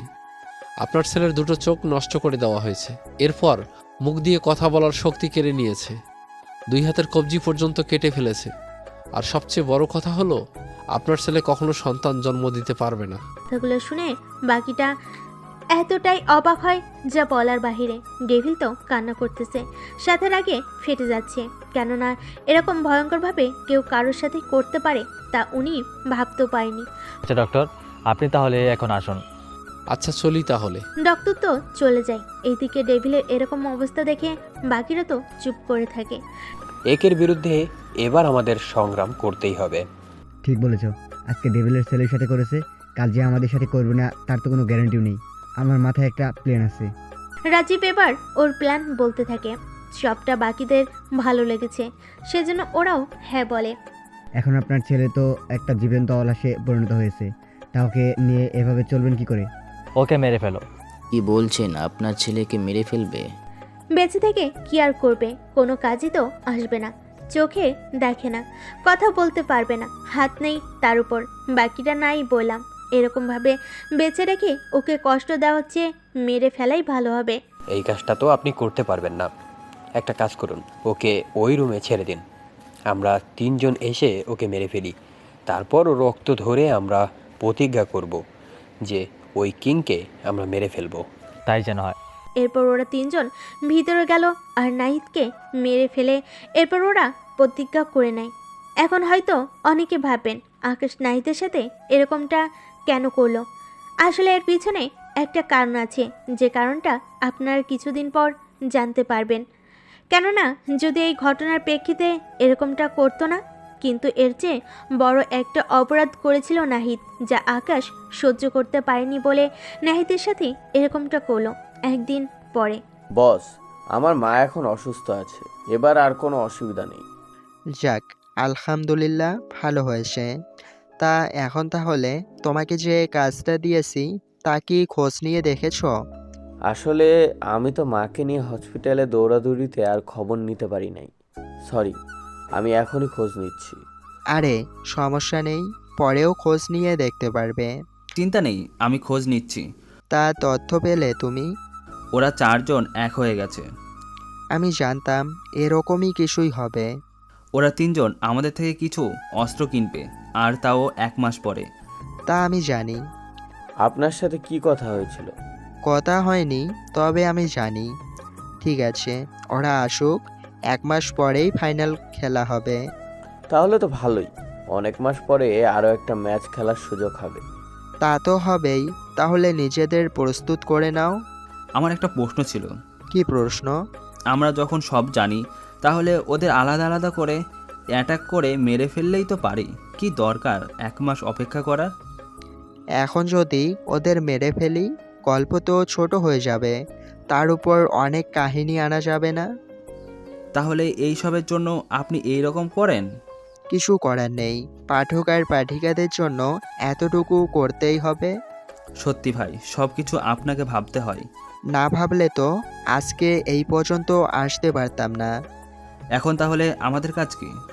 তাহলে শোনো, যা যা বলবো শুধু ওই অনুযায়ী কাজ করে যাও। এদিকে ওদের সবটা বলতে থাকে। এইদিকে ড্যানি, রাজীব আর জাফর ওরা তিনজনই আলাদা আলাদাভাবে আকাশের সাথে অস্ত্রের ডিল করে নেয়। এতে যদিও আকাশের অনেক লাভ হয়, কিন্তু তাও চুপ করে থাকে। আর ওদের সবাইকে একই দিকে অস্ত্র দেওয়ার কথা বলে। আকাশের সাথে কথা বলার পর ওরা এবার নিজেদের সাথে কথা বলতে থাকে। ওনার সাথে কথা বলা হয়েছে? আমারও ডিল ওকে। আমি তো 31 তারিখে ডিল ফাইনাল করেছি। আমাকেও তো সেম তারিখ দিল। সবাইকে সেম তারিখ দিলে ব্যাপারটা কি? ব্যাপার যাই হোক, আমাদের জন্য ভালো হয়েছে, কেননা তোমরা তিনজন তো ওখানেই থাকবে। তোমরা শুধু কোনো জায়গায় ডিল হবে, এর ঠিকানা আমাকে জানিয়ে রাখবে। আমি আমার লোকজন নিয়ে ওই জায়গাটা ঘিরে রাখবো। তারপর তোমরা সুযোগ হলেই আমাকে সিগন্যাল দেবে, আমি সবটা নিয়ে ঝাঁপিয়ে পড়বো ওদের উপরে। কিন্তু আমরা তো সাথে করে লোকজন নিয়ে যেতে পারবো না। হ্যাঁ, আর আমরা নিজেদের প্রভাব বিস্তার করব আরও বেশি। এদিকে আপাতত ওদের চারজনের কাহিনী অফ রেখে বাকিদের কাহিনী একটু লিখতে থাকি। এদিকে 2 দিন পরে আকাশ রাতের বেলায় ইরার বাসায় ঢুকে পড়ে, কিন্তু তা ইরা জানে না। কেননা ঢুকেই আকাশ আলমারির ভিতরে লুকিয়ে পড়ে। এইদিকে রাতে ইরা ফ্রেশ হয়ে ড্রেস চেঞ্জ করার জন্য জামা খুলতে যাবে। এই ওয়াশরুমে চেঞ্জ করতে পারো না জামা? এক্ষুনি যাচ্ছি। এই কথা বলে ইরা তো থেমে যায়, কেননা এই কথাটা কে বলো আর কোথা থেকে বলছে তাই ইরা ভাবতে থাকে। কিন্তু কেউ তো বলেছে তা ইরা শিওর, সেজন্য ভূত বলে যেই চিৎকার করতে যাবে আকাশ আলমারি থেকে বের হয়ে ইরার মুখটা চেপে ধরে, কিন্তু তাল সামলাতে না পেরে দুজনেই বিছানায় পড়ে যায়। এতে ইরার মুখ থেকে হাতটা সরে আকাশের ঠোঁট আর ইরার ঠোঁট এক হয়ে যায়। এতে ইরা তো লজ্জায় চোখ বন্ধ করে ফেলে। এরপর কি থেকে কি হয়ে গেল তা ওরা নিজেরাও বুঝতে পারেনি। 10 মিনিট পরে ইরা চোখ মেলে তাকিয়ে দেখে আকাশ এখনও ওইভাবেই আছে, সেজন্য আস্তে করে ওকে সরিয়ে দেয়। অনেক হয়েছে, এবার ওঠো, আমি আর নিতে পারবো না। আয়নার সামনে দাঁড়াও, তাহলে বুঝতে পারবে। আকাশ এবার উঠে যায়, তবে ইরার দিকে তাকিয়ে চোখ বন্ধ করে নেয়। এবার নিজের দিকে তাকিয়ে ইরা তো লজ্জায় শেষ। এরপর তাড়াতাড়ি করে নিজের জামা পরে নেয়। তোমার কি লজ্জা নেই? একটা মেয়ের রুমে এভাবে ঢুকে বসে আছো। জামা চেঞ্জ করার জন্য তো ওয়াশরুম আছে, তুমি রুমে কেন চেঞ্জ করবে? এই যে এই বাড়িতে আমি আর মা ছাড়া কেউ নেই, তাছাড়া এই রুমে আমি ছাড়া তো আর কেউ থাকে না, সেই জন্য এত সেফটির দরকারও পড়ে না। আমার জায়গায় যদি অন্য কেউ থাকতো তাহলে তোমার আজকে কি হতো ভেবে দেখেছো তো? তাহলে এতক্ষণ তাকে মেরেই ফেলতাম। কি করে? এই দেখো এইগুলো দিয়ে। এরপর এক এক করে আকাশকে সব কিছু দেখাতে থাকে। আকাশ তো সেসব দেখে অবাক। তাহলে দেখলে তো সব কিছু? সেটা তো আগেই দেখেছি। আমি আমাকে দেখার কথা বলিনি, এইগুলো দেখার কথা বলেছি। দেখেছি। তুমি যে কতটা সাবধান থাকো তাও তো দেখলাম। তুমি কেন এসেছো? তোমাকে দেখার জন্য। তুমি কি দেখবে নাকি আবার? তুমি চাইলে বাসর আজকেই সেরে নেব। ঠিক আছে, তার আগে তুমি তোমার বাবা মা আর বোনকে কল দিয়ে আমার কথা ওনাদের জানাও, তারপর। ঠিক আছে, 5 মিনিট অপেক্ষা করো, কথা বলে নিচ্ছি। এরপর কথা বলে নেয়। সবাই তো খুশি হয় আকাশের কথায়, আর সব কথা ইরা স্পিকারে শুনছিল। নাও, এবার আমি পুরোপুরি আমাকে তোমার হাতে তুলে দিলাম। এরপর ওদের ফুল ছাড়াই বাসর হয়ে যায়। কেননা এরকম মোমেন্ট সব সময় বলে কয়ে আসে না, সেজন্য মিস করা যাবে না। সকালবেলায় আমাকে কবে নিয়ে তোমার বাসায় যাবে? তুমি চাইলে কালকেই নিয়ে নেব। আজকে নয় কেন? আজকে নিলে ওনারা ভাববে সারা রাত তোমার সাথে ছিলাম। আচ্ছা, কাল তাহলে আমি তৈরি হয়ে তোমার বাসায় চলে আসবো। ঠিক আছে, আমি তাহলে যাই। আকাশ চলে আসে। পরের দিন ইরা ওর সব কিছুর সাথে ইরা ওর মাকে নিয়ে আসে। এতে আকাশের বাবা মা আর ঈশা অনেক খুশি হয়। সত্যি ভাইয়া, তুই বিয়ে করছিস অথচ আমাদের এতগুলো মাস ধরে জানালি না। সত্যি আকাশ, আমাদের তো অন্তত জানাতে পারতি। আসলে পরিস্থিতি এরকম হয়েছে যে তোমাদের যে জানাবো তাও শিওর ছিলাম না। আচ্ছা, এখন তাহলে ওদের নিয়ে রুমে যা। আম্মু, আমার কাজ আছে। ঈশা, তুই ইরাকে নিয়ে আমার রুমে যা। ঠিক আছে ভাইয়া। দিকে আকাশ যেতে চাইবে তখন ঈশা বলে, তোমাদের একটা কথা বলেছিল ভাইয়া, তোমার সাথে যে একটা ছেলে আসে আমাদের বাসায়। কি কথা? আবির কি কিছু বলেছে? না ভাইয়া, আসলে আমি আবিরকে বিয়ে করতে চাই, আর আমি ওকে পছন্দ করে ফেলেছি। তা আবিরও কি তোকে পছন্দ করে, বা তোরা কি একজন আরেকজনকে ভালোবাসিস? আমি তো ওকে পছন্দ করে ফেলেছি, কিন্তু আবির এখনো তা জানে না আমি যে ওকে পছন্দ করি। আচ্ছা, আমি আবিরের সাথে কথা বলবো। সত্যি ভাইয়া? হ্যাঁ সত্যি। তাছাড়া বাবা মা আবির অনেক ভালো ছেলে, ঈশা ওকে বিয়ে করলে সুখী হবে। তাছাড়া আবিরের কোনো বাজে নেশা নেই, এবং কি সিগারেট পর্যন্ত খায় না। তুই যখন রাজি তখন আর আমাদের কিছু বলার নেই। এবার বাকিটা আগের মতোই চলতে থাকে। আকাশ আবিরকে জানায়, এতে আবিরও রাজি হয়ে যায়। কেননা এরকমভাবে ওকে যে কেউ ভালোবাসবে তা আবির বুঝতে পারেনি। তারপর আকাশ নিজে যখন বলেছে তখন তো আর মানা করার প্রশ্নও ওঠে না। সেজন্য 3 দিন পরে আবির আর ঈশা বিয়ে দিয়ে দেয়। এদিকে দেখতে দেখতে 31 তারিখ চলে আসে। তারপর বাকি লোকেরা জায়গা মতো বসে থাকে। তোমাদের যা যা দরকার তা তোমাদের গাড়িতে দেওয়া হয়েছে। তাহলে তো ভালোই হয়েছে। তাহলে কি আমরা এখন যেতে পারি? অবশ্যই যেতে পারো। তোমাদের জন্য একটা গিফট আছে। কি সেটা দেখি তো। এরপর একটা কলম দেয় ওদের, আর ওই কলমটা ওদের সবার বুকের পকেটে রেখে দেয়। এইদিকে ডেভিল সুযোগ করে ভিতরে চলে আসে। আসলে আকাশ, আবির, ম্যাক ছাড়া আর কেউ ছিল না। বাকিদের আকাশ আগেই লুকিয়ে থাকতে বলেছিল। ডেভিল আসাতে ওরা অবাক না হলেও অবাক হওয়ার নাটক করে। কি ব্যাপার তুই? আচ্ছা বলতেছি, কেন ওকে মেরেছি। আচ্ছা, ওদের যখন কলম দিলাম তোমাকেও একটা দেই, তারপর বলতেছি কেন ওকে এরকম করেছি। এরপর ডেভিলের বুকে একটা কলম রেখে দেয়, তারপর বলে, তোমার ছেলেকে আমি মারতাম না, কিন্তু ও আমার বউয়ের সাথে খারাপ কিছু করতে চেয়েছিল, সেজন্য আমি ওকে এরকম শাস্তি দিলাম। এরপর সবটা বলতে থাকে। সবটা শোনার পর এখন তোদের কে বাঁচাবে? তোদের বুকে যে কলমটা আছে ওই কলমটা বাঁচাবে। মানে ঠিক বুঝলাম না। তোদের বুকে যে কলম আছে ওই কলমের মধ্যে একটা RDX আছে, যেটা রিমোট আমার হাতে। শুধু চাপ দিব আর তোদের 4 জনের বুকের মধ্যে একটা বড় ফুটো হবে, আর মারা যেতে 3 সেকেন্ডও লাগবে না। আর ভুলেও কলমে হাত দিবি না, কেননা এটা ধরা মাত্রই ফেটে যাবে। আর তোরা যে সবাই একসাথে এরকম করবি তা আমি জানি, সেজন্য আগে থেকে এরকম করে রেখেছি। এরপর ওরা অনেক আকুতি মিনতি করে, কিন্তু কোনো লাভ হয়নি। আকাশ, আবির আর ম্যাক রুম থেকে বের হয়, আর রিমোট চাপ দিতেই ওরা 4 জন ওখানেই মারা যায়। আর বাকিদের আকাশের লোকেরা উপর থেকে গুলি করে মেরে ফেলে। সত্যি ভাই, আপনি একজন কিং। শুধু কিং বললে ভুল হবে, সব মাফিয়াদের বড় মাফিয়া কিং। হ্যালো বন্ধুরা, গল্পটা কেমন হয়েছে অবশ্যই তা কমেন্ট করে জানাবেন। আরও এরকম সুন্দর সুন্দর গল্প পেতে আমাদের চ্যানেলের সঙ্গে থাকুন। ধন্যবাদ।